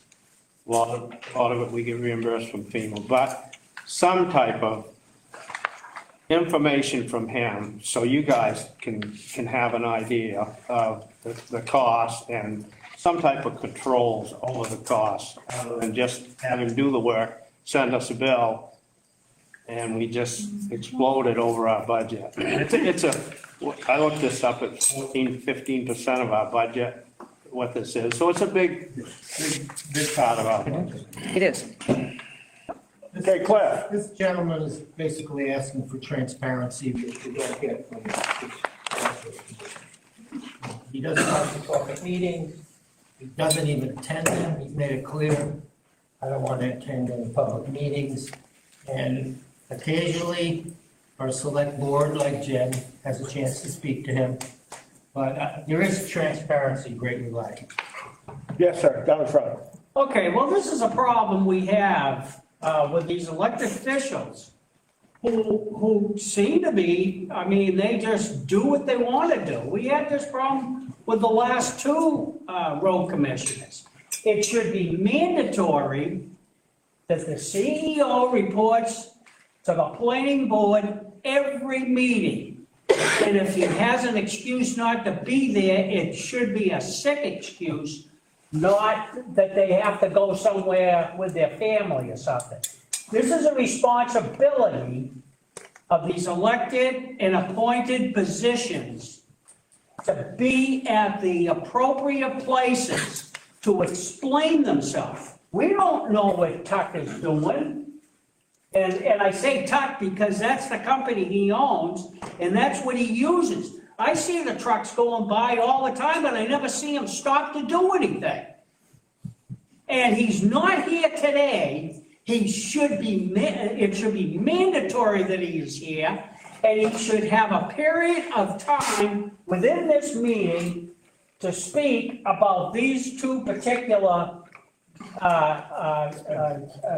articles and explain himself. And he should be mandatory at least once or twice a month to report to the selectmen with a report. This is the same thing we have with the sheriff department, who are very disingenuous. Never give us any information as to where the hell their sheriff was or what he was doing. We're getting off the subject. Well, I'm not off the subject. Yes, sir, you are. But Please. the fact is that these people should be reporting, and you are the people who should be demanding it. I think your point is well taken. Is there further discussion? Yes. Maybe what should be done is him have to report to the selectmen, to the planning board, or whomever, and you don't pay him till you get a receipt for what he's done and you've seen it. There you go. That's what should be done. That puts him on the hot seat. Yes, sir. I agree with these people that you hardly ever see Meyer here on the road himself. He's got two good employees that wherever they do work, especially on the dirt road, they do good work. And they're out there working. He ought to be there with them. I agree with these other people. But I will recommend them for the work they do. Further comments on Article 24? Jeffrey? Oh, boy. Yeah, I pretty much agree with everybody else. That's good. In some of the towns, the road commissioner actually goes to the select board meetings and discusses his plans for the month. I know probably this road commissioner reports to the select board maybe privately, but this should be done during the select board meeting which is televised so that we can all know. We also need a detailed report on the roads. It'd be nice to know how much money was spent on different roads, just to keep track, and so that we know what's being done. And maybe during a select board meeting, they could be discussing how much money we spent that week on roads being, just to let people know, oh, we just spent 10,000 on this road, we spent 5,000 on that one. I don't care about little tiny patches so much, but just to let people know. Right. Ed? Two things. I think we have had a very good control over Myra, and with the exception of last year. The previous years, he's been right on his budget. If you look back at the numbers, within a few bucks, but I mean on budget. Last year was a complete disaster because of the two storms. And there's an article coming up about that where we'll need some money for paying for storm repair. So I agree with, I don't want to say everybody, that's a little extreme, but we have asked Meyer to have a meeting in the wintertime to go over his plans for the roads. In other words, these are the 6 or 7 roads I feel are the worst. This is how much it's going to cost to fix these roads. To get some input from you guys, my road's terrible, whatever, get that list adjusted. And then he has his 6 roads. The budget, he meets with the budget committee, goes over the budget committee and says, how much money do I have? And they say $300,000. And everyone says that's fine. He looks at his list and says, okay, for $300,000, emergencies excluded, obviously, I can do these first 3 things. And that's what we expect him to do. And that's how we tried to set this up. It hasn't come to fruition. He does send us bills every week with hours and the equipment he's using and where they're working. And he has been checking in with Debbie, our administrative assistant, as to what's going on and how much money is being spent. And that's why up until last year, it's been in pretty good shape. Last year was last year. So. Marion, I think I saw your hand ahead of your gentleman friend. Why do we have more control and more from the rescue, the fire department, than we do from our own employees? We pay them. We don't get to tell them what they need to do, or maybe you don't tell him that he needs to. Jeffrey? I know it was mentioned that the road commissioner supposedly, I don't think I'll just spit it out. Road commissioner has never gone in front of the budget committee. And if he needs more money, he should come to the budget committee like fire and rescue does. Or if anybody who needs money, they should come to the budget committee. But the road commissioner has never come to a budget committee. And there's 9 people on the budget committee. Not everybody goes to the whole meeting. We don't have 9 people every single time. But, it would be nice to have the road commissioner come to the budget committee and explain. And then we can explain to him what he needs to do or not do. Further discussion on Article 24. Hearing none, all those in favor of Article 24 as presented, please raise your hand. Those opposed? The article is accepted.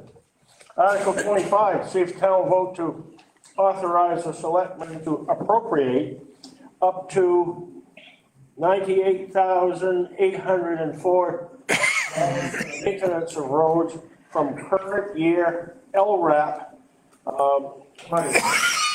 $98,804. Do we have a motion? So moved. Moved and seconded. Discussion. Hearing none, all those in favor of Article 25 as presented? Those opposed? The article is accepted. Moving to Article 26. To see if the town will appropriate the sum of $164,000 from undesignated fund balance to pay for major storm damage incurred during the 2023-2024 fiscal year. Do we have a motion? So moved. Second. Moved and seconded, discussion. Jeff? What is the storm damage? What, you know, the storm damage, what it, I know the storms took down trees and stuff like that, but can you explain what was done? Selectmen, what are we talking about? Washed out roads? We're talking about washouts, a culvert replacement, trees down, debris pickup, brush removal, chipping, hiring contractors to stage the area and remove the debris. That happened in April, I believe it happened in January, and I believe it happened in December as well. Yes. Thank you. So this is money we didn't get back, storm damage, a lot of times we get money from FEMA to do this, so he did additional work that FEMA wouldn't approve, is that?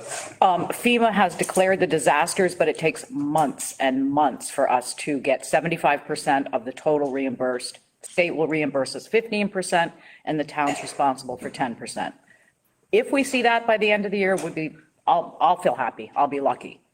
So if we get the FEMA money, it will offset this cost, some Yeah. of it? It goes into an account, yep. Yep. Hopefully we won't have another storm before then. Yes. So theoretically, we'll get, what, 90% back? Theoretically. As far as the government goes. 85, 90, yep. All right, you said 10% for the town, so. 10% for the town, right?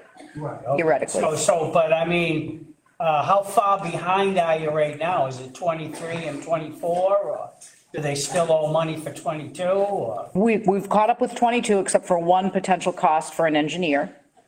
And we're working on the 24 now. What? So apparently, it seems like we're gonna be behind the 8 ball from here on out. Because we won't ever get caught up, because each year there may be another disaster in the town, another disaster, another disaster. So we're Very not gonna possible. ever get caught up. Well, So what, how do we protect from never getting caught up? David? Well, I'm not recommending this, but what you can do, we're past the articles now, but you could limit the amount that could be spent, other than emergencies, on the road funds. Now, that's going to upset a lot of people because everybody's upset with the condition of the roads as they are aside from storms. So, you know, it's a 6 of one, half a dozen of another. We have to fix the roads. I mean, you think you all understand that, and you just can't stay in your house for 4 days until the snow melts or the trees disappear. But there's a, how can I put this? There's a limit. And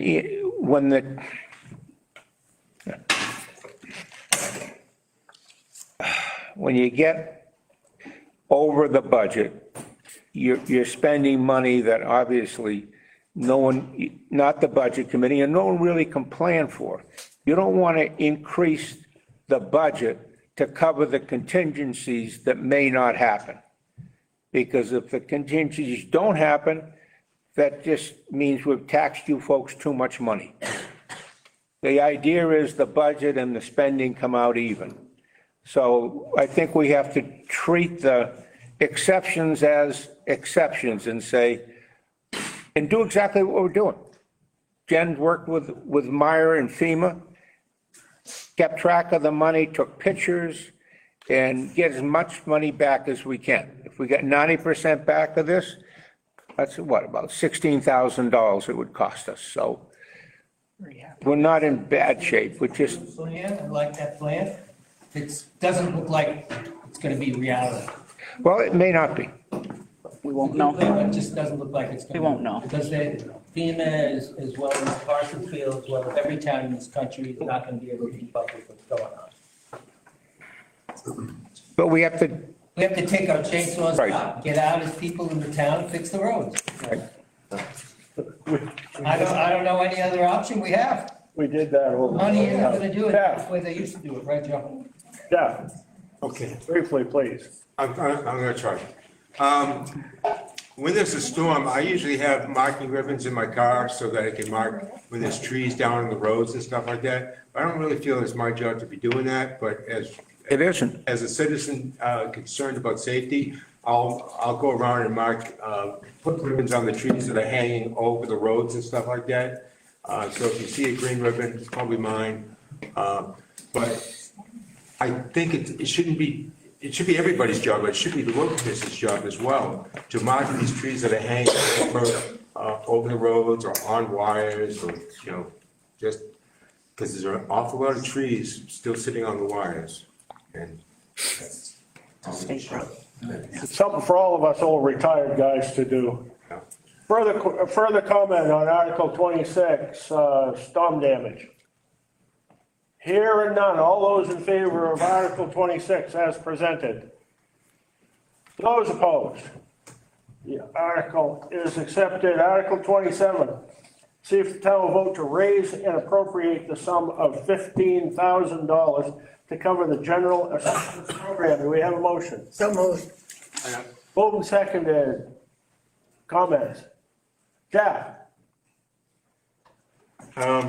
do we get reimbursed by the state on the money that we give to general assistance? Yes. Jen? Up to Yes, we do. 80%, I believe. Oh, I don't think it's that much. But No, it's of a- definitely not. I'm going to say 50. Yeah, I think it's 50. 50. It's not an option, 50, 80, what? Yep. The last 50. number I heard was 50, and it sounded appropriate. All right, okay. Making sure. Approved expenses. On the money that we give out, that's all. Oh, yeah. It will. Yes, sir. Yep. Isn't there a lot of that money coming out of the old Bartlett Doe Fund? Somebody answer that. Jen? It used to be used for assistance.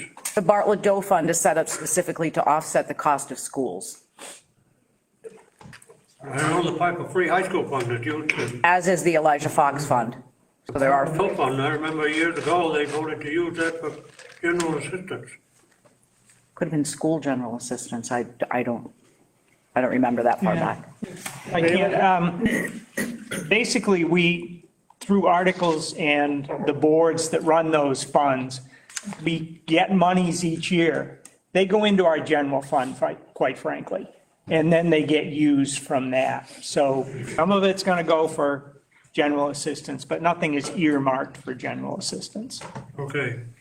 Yes, sir. So last year, our budget for this line item was $5,000, and we ignored it and we gave out a little over $8,000. So now we're gonna raise the budget to $15,000, so we're gonna triple what we expected to pay in last year.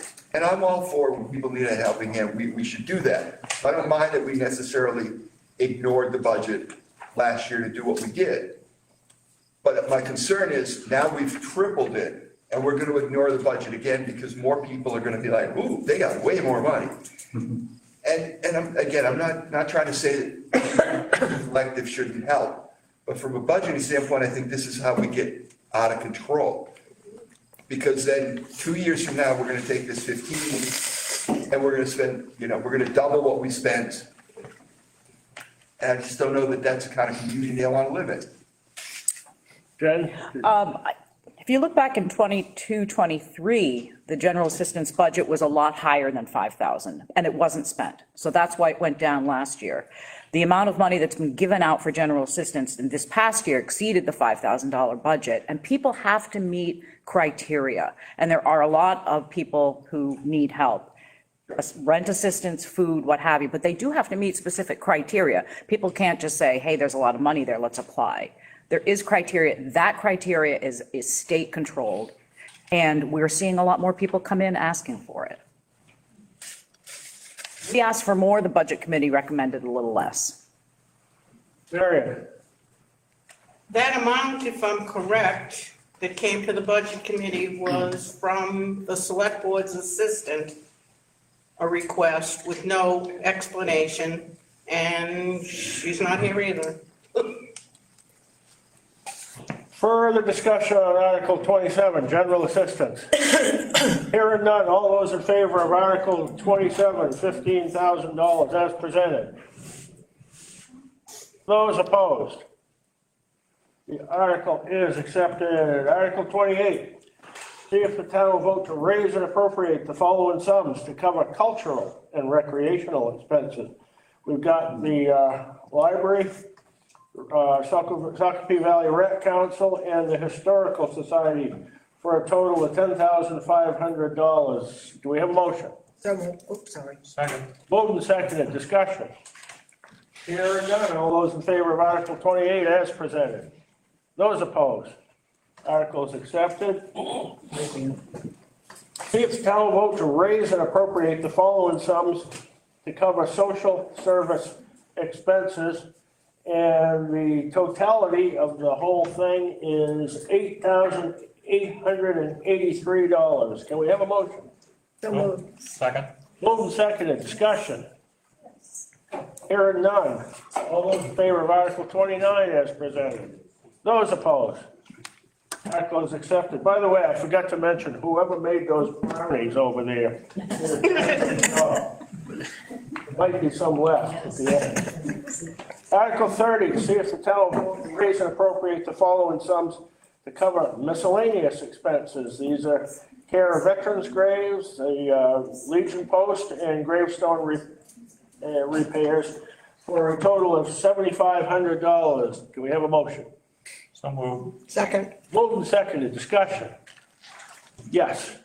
So in the past, I've come to ask for help with our cemetery, which is the East Parsonsfield Cemetery on Weeks Road. And we're a private nonprofit 501c, but very small.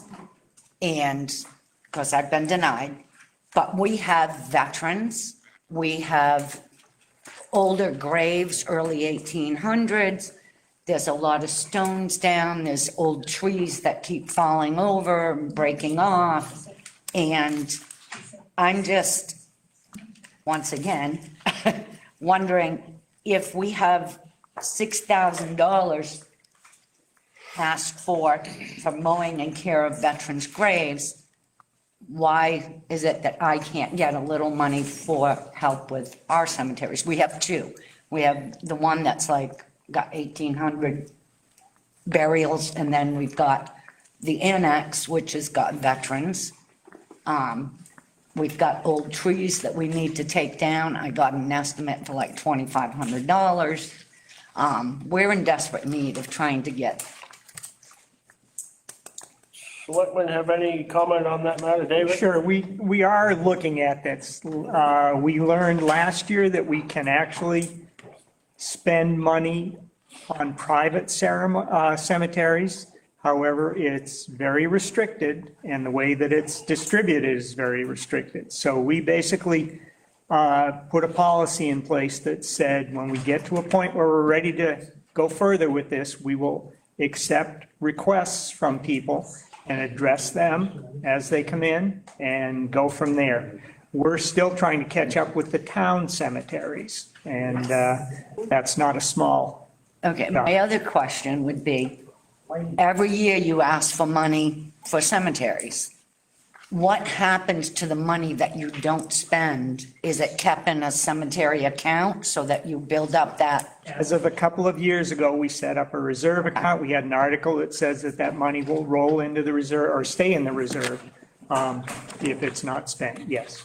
And that will be noted on page 20, I think it is. Yeah. Tell Marion's hand first. Do you want to defer to Jeffrey? And I'll be shorter. Thank you. We have to start with the town cemeteries first, unfortunately.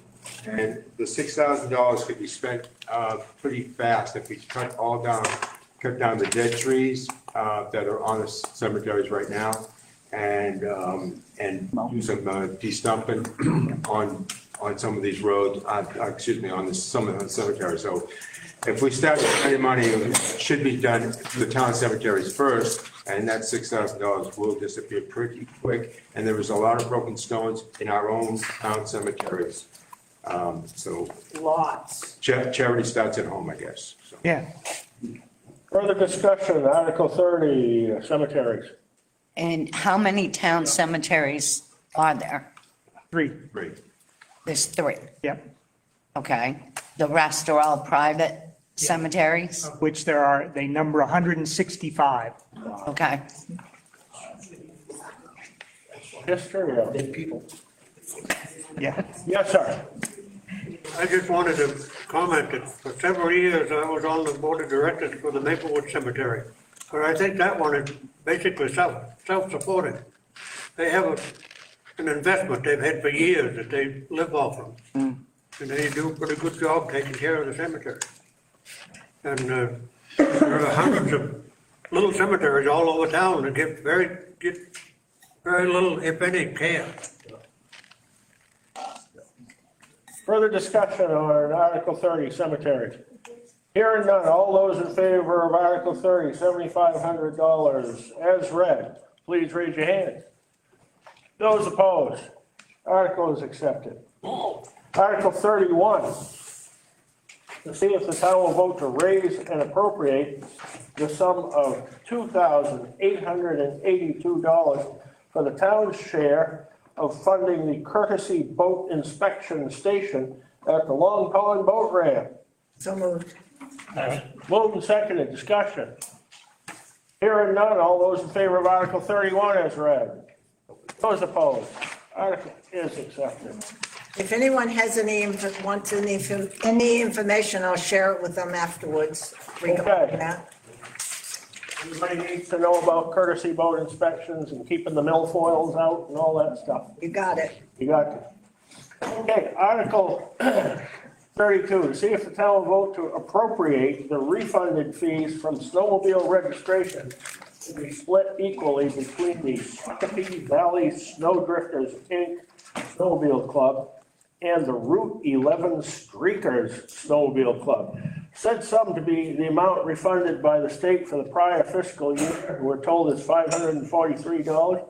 Money is to be used for purposes such as trail maintenance, construction or purchase of equipment and materials for the maintenance and construction of trails, which are open to the public, free of charge during the winter season. Do we have a motion? I'll move. Second. Moved and seconded, discussion. Jeff? Just a second thought. I see the snowmobile streak isn't that, but what about the ATV clubs? Do they get anything back? Or do we get any money from the ATV clubs? From the ATV club? Yeah, I was just wondering, We get money from ATV registrations. I don't believe we do. No. I was just kind of curious, it's like, you give it to the guys in the wintertime, the snowmobilers, and what about the ATV guys? I think that's two different worlds legislatively. It's two different worlds, but just so like, wow, what happened to the ATV guys? Danielle has something to say. We actually get paid from the state on just snowmobile fees. So it's an actual transaction that says right across the board, snowmobile fees for that year. So that's what we. Is there any, It's nothing crazy. there's nothing for ATVs? They didn't have as good of a lobby, I guess. Yeah, it's all about the lobby. Further discussion, Article 32, snowmobile fees. Hearing none, all those in favor of Article 32 as presented. Those opposed, the article is accepted. Article 33, see if the town will vote to appropriate any franchise fees received in the prior fiscal year from Spectrum Charter to be given to TV2 for the purchase and maintenance of equipment and for operating costs. It looks like we're talking about $5,772. Do we have a motion? So moved. Okay. Moved and seconded, discussion. Hearing none, all those in favor of Article 33 as presented. Those opposed? Article is accepted. I moderate in a number of towns and I see TV2 in a lot of places. They do a fine job and I think it's I think it's a good way to spend the money, to educate people in the broadcasting business.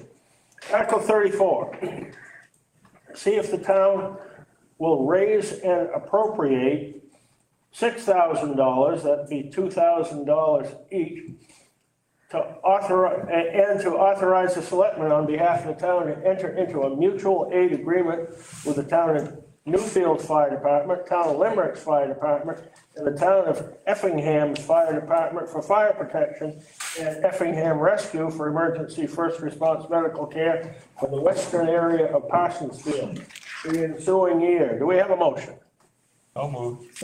Moved and seconded, discussion. Hearing none, all those in favor of Article 34 as read. Those opposed?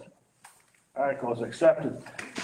35, Article 35, see if the town will vote to raise and appropriate $15,000 to be placed in the municipal building capital repair fund. So moved.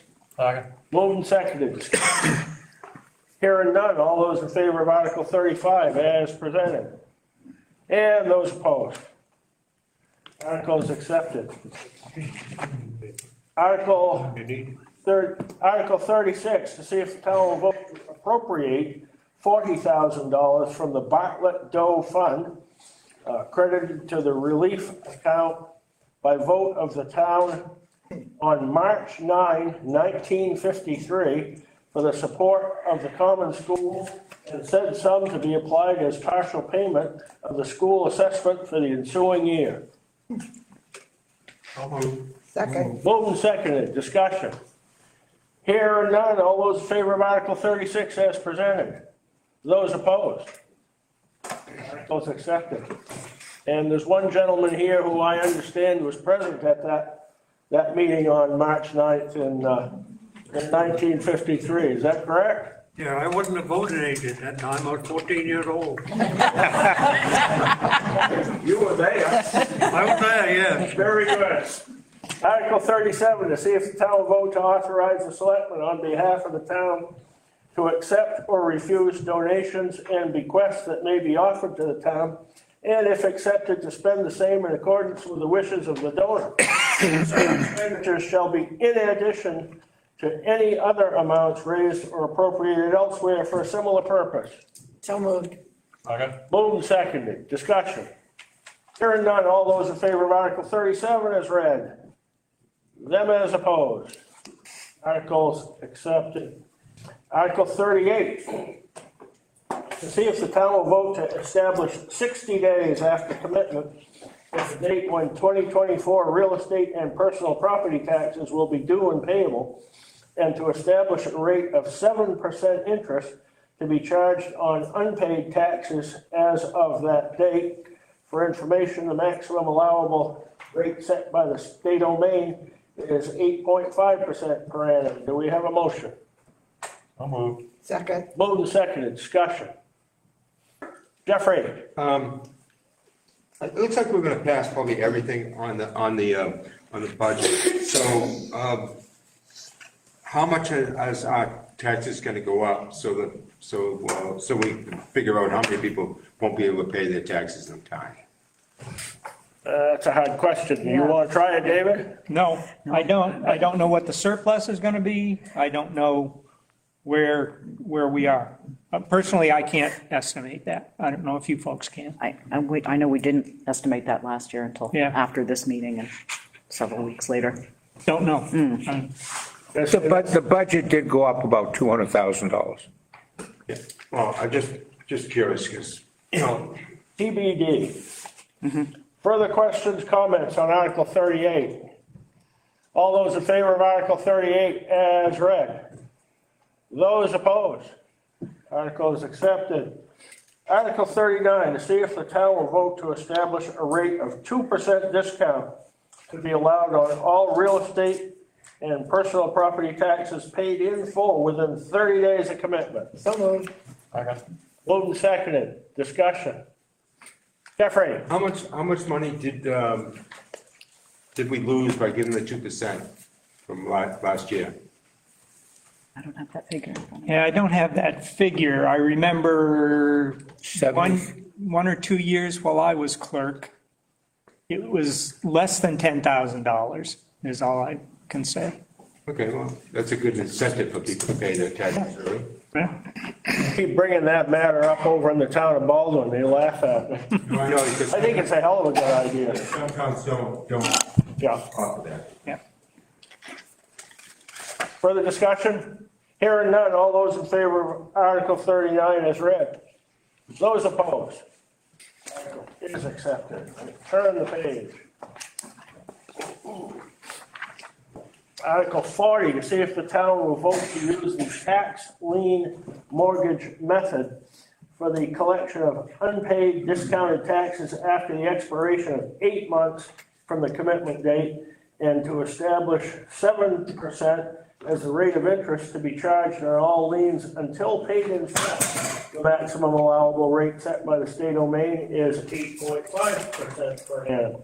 The municipal officers shall use the special sale process required by 36 MRS, Section 743C, for qualifying homestead property. If they choose to sell any tax lien foreclosed property to anyone other than the former owners, do we have a motion? Second. Moved and seconded, discussion. Yeah. How much money do we make on people that don't pay the tax on time? Well, with this 36 MRS Section 743C, we don't make anything.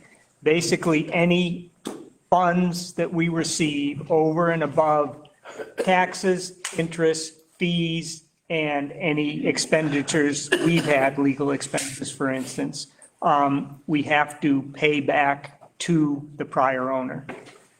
That's the gist of what that article is. Okay, all right. Yes, sir.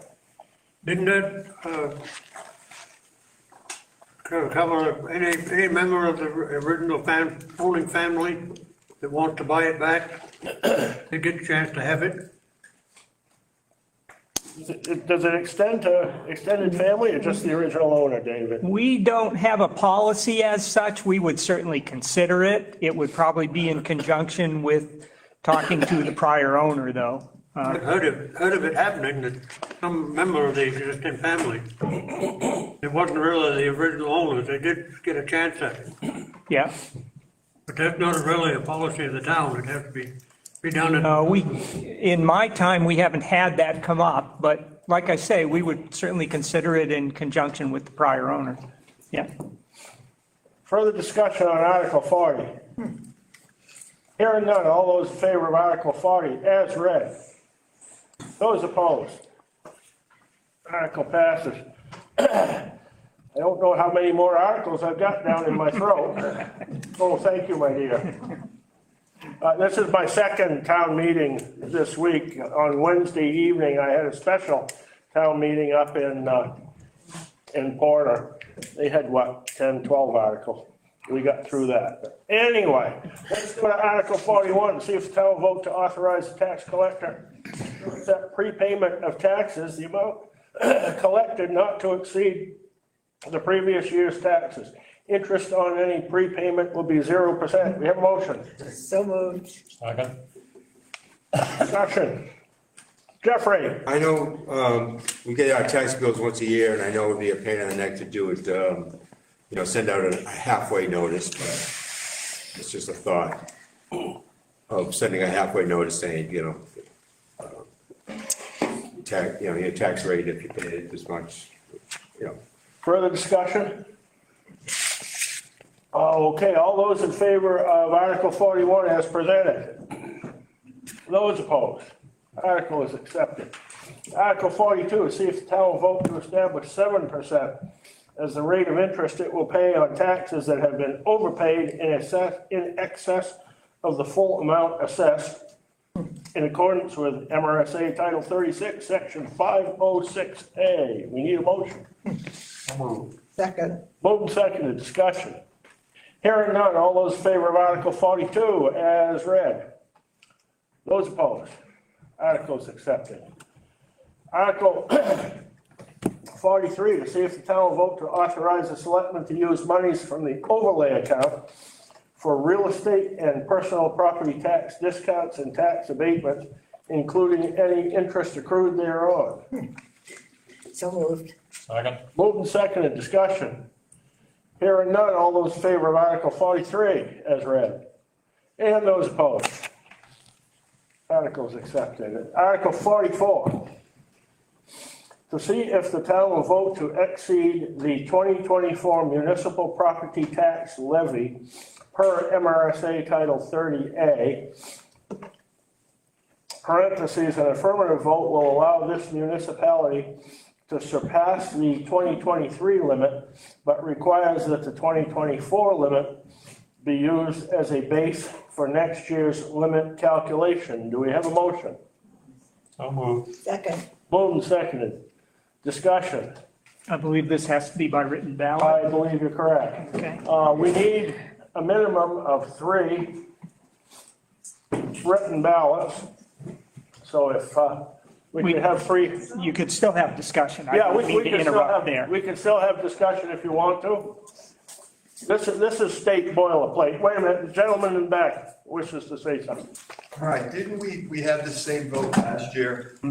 And so if we continue to have it, all it does is just let us keep spending money. The state. Last year, we said, you know, there's a thing about where you're not supposed to raise the taxes within whatever the limits are. And so we agreed to let you spend some more money this year. When are we gonna have it stop? Couple decades ago, the state required that towns such as this do that. Right, to help protect us, Yeah, you know, so. it's accountants And I gone guess crazy. The real question is, what happens if we vote no? Good question. That's a good question. That's a good question. Yeah, I think it's possible that we would have to limit the taxes that we collect, and we might have to do some budget cutting. Probably have to do some Sounds like budget a pretty cutting. good idea to me. Huh? So, Dan, It's your vote. Situation back when I was a selectman. And we had to go back and have a special town meeting, which basically said we had to change the budget. Some of the things you voted yes on will have to be removed, or we're going to have to pass this one by the other. So it's if you want to cut the budget, cut it in the articles. Don't wait for this Right. to make a mess. Yep. further discussion before we go, yes, sir. That was the purpose I had when I asked about the zero-based budget.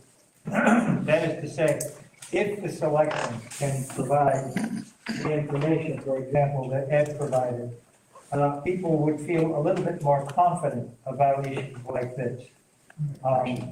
You've gone through this process of making sure that you're not just arbitrarily transferring what we paid last year to this year. And that transparency puts my mind at ease anyway. Further discussion? So it's going to be determined by 3 votes. By at least 3 votes. At least 3. But Anybody can everybody can come up here if they want to, but a minimum of 3 people have to vote. That's something out of Augusta too. We ready to vote? We can have some hardy souls come up here.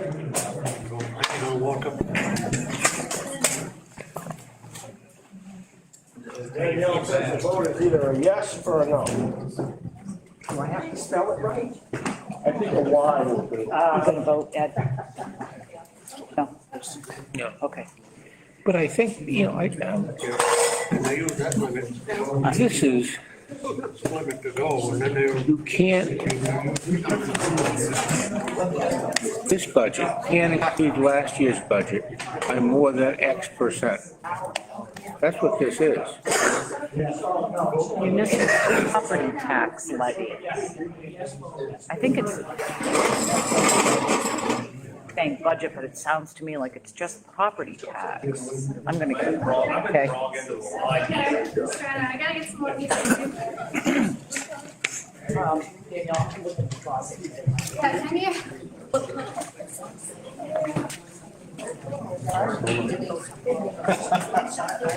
It's a minimum. Usually you pull. It's always a. You guys are doing good. Right. Yeah, you got something wound up. Yeah, that's a bummer, isn't it? I know what my wife's gonna say when I get home. You wasted half the day.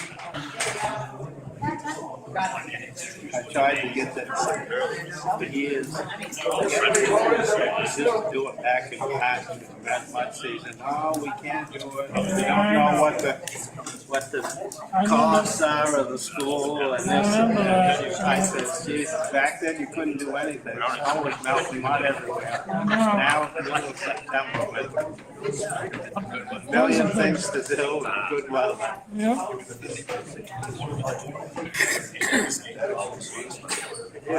don't know how this will. Budget. Last year's budget. Those do have it for anyone. No meeting. And if it's over that, Bill,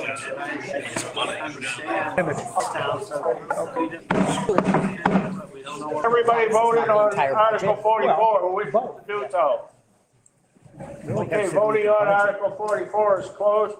Danielle is going to count the vote. This is a standard article, it's in every town, state mandated. Usually it's pulling teeth to get 3 people to get out of the chairs, probably because they always put it at the end and people are so stiff they don't want to have to stand up. But Parsons Field is the winner in participation on this particular question. And, Go town. Had to keep Danielle on her toes. yeah, well, it keeps Danielle busy. For those who don't know, Danielle was the selectman's assistant, were you? In Baldwin, Danielle? Yes. Danielle was selectman's assistant over in Baldwin for a number of years, did a good job over there. And you guys stole her back and Brought her home. brought her home. Can I just say, we're glad to have her. Living with it now. Glad to have her. Absolutely, absolutely. Thank you very much. 9 yes, 4 no. 9 yes, 4 no. Article 44 is accepted by a written vote. And again, thank you. Article 45, to see if the town will vote to reallocate $18,000 in ARPA funds for the purchase and installation of a hot water heater. Do we have a motion? So moved. Second. Yes, sir. $18,000, what kind of hot water heater is that? Pretty darn good one. What kind of hot water, what kind of? I only paid $1,000. I'll actually donate one for you. Yeah, no, it isn't a regular hot water heater. It's a coil off of the boiler. It's gonna have to be, custom made because you can't get them anymore. And it also involves tying in the clerk's office, area because that used to be on its own hot water heater, but it will be part of the loop. I was criticized more than once for saying hot water heater. Why do we have to heat it if it's already That's hot? right, But yeah. anyway, yes, sir. I understand you don't want to run your boiler during the summer, but couldn't you have gone with electric hot water heater and eliminate the cost of this? I did a cost analysis on that, actually, just recently, because I figured that question would come up. My estimate was that it would cost, it's a circulating system. Yeah. So it burns energy in the circulation. My estimate was that it would be about $5,000 in electricity cost annually. So we'd make up this amount pretty quickly. Do you guys have your generator installed yet? Oh, yeah. So you could use this during a power failure and the generator would run. Yeah. Oh, yeah. Exactly. I'm just curious. None of my business, but further discussion, yes, sir. One thing, when I put my system in, the plumber, local plumber I might add, never told me that I should test my water for hardness. It turns out if the water test exceeds a number 4, those coils get very fast corroded and don't work well. I would suggest that we at least get our water tested before we do that. We do test it, but I don't know about hardness. Yeah, I mean, I'll check. I was shocked when I found out that if the water hardness exceeds 4, you're gonna ruin that kind of water heater. This is taken under advisement, I can tell, yes. So how many hot water spigots are in this building, and then how many do we really need? There's at least one in every room and a couple of bathrooms here. And this bathroom has showers, which we need for when everybody else is out of power and we open up. There's a kitchen back here that we need it at. I don't know the number. That's right. Kitchen has a dishwasher. It has washing sinks. I don't know the actual number, but it's, I guess, a dozen. Yes. So you're saying that this hot water heater's gotta be fixed? Yes. So if its parts can't be gotten and it has to be parts made to fix it, and what's gonna happen when it craps out again? And whether and you said that, and you get something about $5,000, say, what was that about the electric hot water heater? If you used an electric hot water heater, my estimate was that it would cost about $5,000 a year in electricity To run it. that water heater. All right, so spend $18,000 to fix it, and then if it breaks again and we gotta find new parts, would it be better to try to find a whole new water heater system? Than fixing something that's obsolete? The system, let's see, the system was put in 1986. It worked, I believe, until shortly before we got the building in 2012. If we get half that time, my guess is we'll have to replace the boiler before that. Okay. Sharon? Do we know how much it's gonna cost in propane to run the boiler? Nothing. You want to know about fuel oil, though? It's oil. I haven't calculated that. It runs on number 2. It's not propane. I'll get to you in a second, Cliff. I saw Jeffrey's hand first. Yep. So this hot water tank, do we need a new boiler? I wanted to say, because if we need a new boiler, can that new hot water tank be combined with that, or are we gonna buy I don't understand, don't quite. Yeah, no, that's right. We can't, no, the coil goes inside the boiler. It's just a separate water loop, similar to the heating loop, but smaller and literally inside the boiler. But if we put this new hot water tank into the boiler, and then we have to replace the boiler, would that be a waste, is that gonna be just a waste of money to do that now? And Waste, I don't think it is, but Okay, yeah, we not- couldn't use it. Yeah, maybe not a waste, I was just worried that we're gonna buy a water heater, and then the boiler goes, and then that hot water heater can't be used with the new boiler. That is correct. And I heard the word propane going, I did notice in one of the articles, it's just heating oil, but it should be broken down to propane and number 2 heating oil. Because we don't know how much money we spend on propane, because it's in a heating oil column, and it should be propane, because we're here, we know how much money we're spending on the generator. So, Yeah, if I can just address that, we haven't refilled the tank since we got it yet, so we haven't spent anything on propane except for the initial fill. No, I get that, but it should be a separate. Okay, yep. Propane tank should be moved out of the playground. Well, I don't know about that. Well, should have never been put in there, but. Further discussion on the matter of hot water? Hearing none. Oh, Cliff, Okay, that's all right. I do think retrofitting a 1986 system is not the way to go. They have heat pump water heaters now that are super efficient using electricity. Did you inquire about a heat pump system? You just said electricity. So I'm assuming you didn't inquire about heat. Well, I did the calculation. Based on a heat pump? No, based on a full electric. Resistance electric. Yeah. This is a special water heater. Oh, yeah, I have one in my house. Okay. The problem is with the circulating system, I don't think the heat pump could keep up with it. I really don't, because it must have 20 or 30 gallons in the loop. And that's circulating to keep it warm. So you're not a plumber or a water mover. So who gave, with your estimation, how did you decide that heat pump water system? I figured out how long, well, I started with how much energy a typical water heater uses. I think it's 3,300 watts. I said, okay, we need that for half a year when the boiler is not running anyways. Maybe it would run half-time, so I think I used, I don't recall, 35 or 40% of the time, and just multiplied it out. And then the rate per kilowatt hour.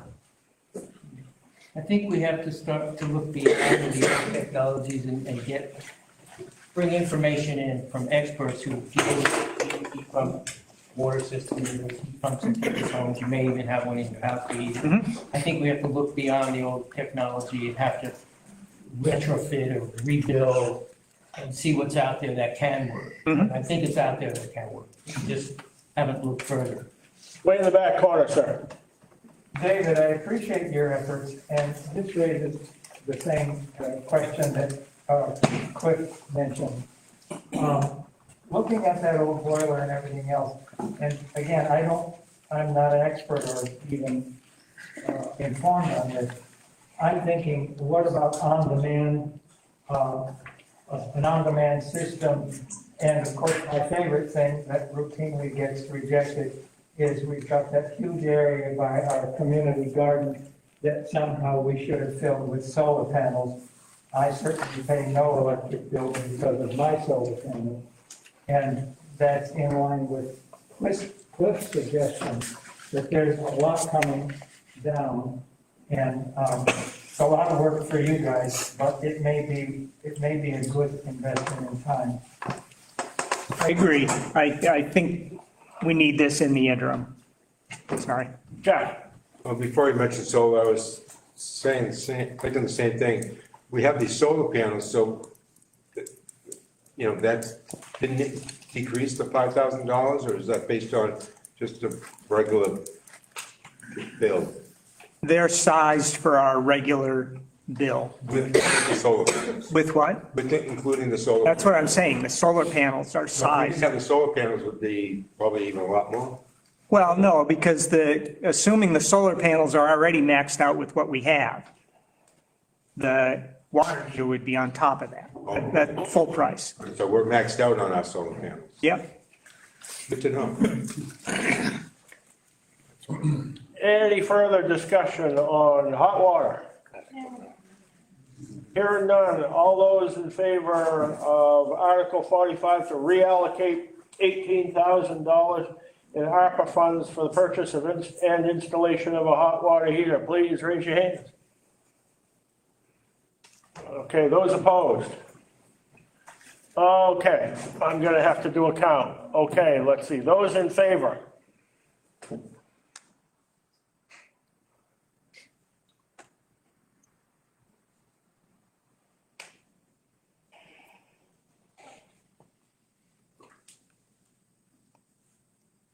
Okay. Those opposed? I'm showing 19 in favor and 7 opposed. Article 14 is accepted.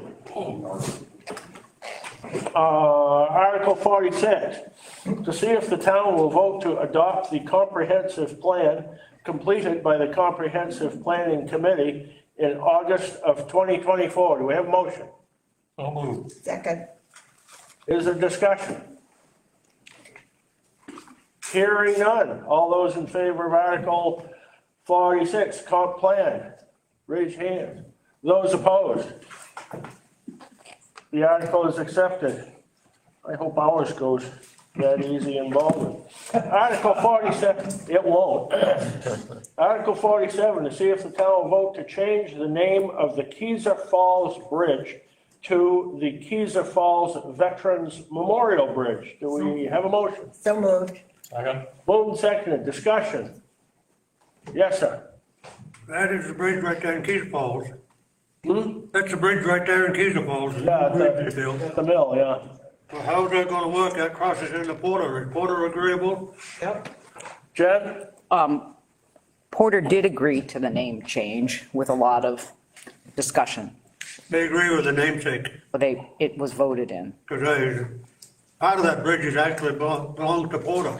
Yes, and Porter did vote to do that at their annual town meeting. My question was, are they agreeable? If they are, we'll go ahead and do it. I can confirm that I moderated a meeting over there Wednesday evening, and knowing that this article would be on here, just for information, I asked their selectman, and he said, yep, we did, so. Okay.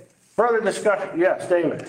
I have mixed feelings about this. In 2009, we did the 911 addressing, and the people in Keezer Falls were just up in arms because the Keezer Falls Post Office was now going to be the Parsonsfield Post Office. And what the heck were they going to do? What's happening? And yes, the name still has Keezer Falls in it, but I think it dilutes that Keezer Falls history a little more. And so I'm recommending against this. Yes. I like the idea because it keeps Keezer Falls alive. Further discussion on the bridge in Keezer Falls? Yes. I'm not from Parsonsfield, so You are Callista? I am. Can I say? I'm gonna have to do something. Callista is, I believe, the sponsor of this program. She is not a registered voter or even fortunate enough to be a resident of Parsonsfield. By state law, we need a 2/3 vote of the House to allow any person from out of town to speak. If there's no objection, can we have unanimous consent? Yep. Callista, you may speak. Okay. And please speak right up loud. Okay, I'll do my best. As they were speaking about Porter, Porter agreed to this right away, and I like the idea of it being called the Keezer Falls Veterans Memorial Bridge. And I've been working on this program for like 2 years now, and I've worked with the senators in the state of Maine. And right now, if today this is approved, this will be the 12th town that has approved of naming a bridge in their town after our veterans. And it will be 10 bridges that will be named, because I had one other town, Salmon Falls Bridge. It's shared by Hollis and Buxton, and they approved of it right away, and so that's going to be changed. And so hopefully that you guys will vote this in. It's for our veterans, and I've already spoken to some of them, being a member with Honor Flight Maine. If you've heard of Honor Flight Maine, I'm a member with them, and so the veterans come in and I speak to them about the bridges. They can't believe that this is being done for them. They really appreciate everything that's been done so far. And I appreciate the select people here in all of the towns that I've gone to. You've just been so respectful through all of this. And so I hope that everybody would give this a vote, because it's for our veterans. And it's a very little thing for what they have done to us, for us. And this is why I'm going to keep doing this. And I have just been going all for the last 3 months to selectmen's meetings, and I have more that I'm going to go around Saco, Biddeford. And so it looks pretty good that maybe there'll be 20 by the time I get through doing this. And just a little bit again for our veterans, so what they have done for us. And so I appreciate you listening to me, and so hopefully you want to vote it in and we'll get another bridge.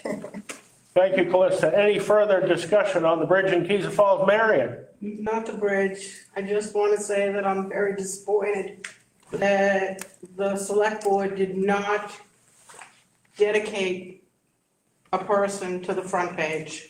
We get looms. Okay, that's a little off topic, but Well, but I just had to say it. I know. We've done it every other, Yes, sir. every other year. Elaborate. You said you had mixed feelings, and I think there's more to your reasoning than you said. Do you have anything more to add? No, well, I'll add. First of all, I don't want to be disrespectful to any veterans. I certainly appreciate everything they did. There is a Veterans Memorial Park right next to the bridge in Porter, a very nice, clean park. And I just want to respect the people in Keyser Falls who think that Keyser Falls should be Keyser Falls and not Keyser Falls Memorial Veterans Bridge, or Veterans Memorial, pardon. The name is still living. That's it. Yeah, you're right. Keyser Falls is still there. I can't argue that. It just dilutes it a little bit. Further discussion. There's no one from Keyser Falls here. Briefly, Well, I'm sure there Callista. are. Yeah, there are. I'm Keyser Falls. Briefly, very briefly, Callista. And one of the things about this, DOT will put the signs up at each end of the bridge. It will be called the Keyser Falls Veterans Memorial Bridge. And so when people drive by, they're going to see it. Otherwise, all these bridges, none of the bridges have names except for the ones that I've been going to right now. So this will be so much better when you drive across that bridge and see the name. And So it's the not. state of Maine's going to pay for it, is what you're saying. The sign. And the cost it won't cost those townspeople anything. Yes. I'm married to a veteran. I live with the veteran. I think it should be changed. You think it should be? Changed. Oh, Yes. so you're in favor of the article? Yes, I am. Okay. Further discussion on Article 47, the bridge in Keys Falls. Yes, sir. You have to remember that Keyser Falls does spread over into Porter. Yep. It's on both sides of the river there, the old Keyser Falls village. And South Hiram. Yep. Yep. Anything else before we vote? Hearing none. All those in favor of Article 47 as presented, please raise your hand. Those opposed? The article is accepted. Before we move on, again, I'd like to thank Ed for his work. I've been moderating a town meeting here in Keyser Falls 3 or 4 years. Where? Yeah. We got Keyser Falls here in Parsonsfield for a few years, and Ed's always been helpful, a fountain of knowledge. Your town is lucky, fortunate to have such people serving you in government. They don't get paid what they're worth. At this point, I would entertain a motion to adjourn. So moved. It's been moved and seconded. Motion to adjourn is not debatable. All those in favor of adjournment, please raise their hand. Those opposed? Meeting is adjourned. Thank you very much. Good job. Paul for coming. Plenty of goodies over here. Cut. Dig in. I suppose a brownie would be okay. Brownies are always great.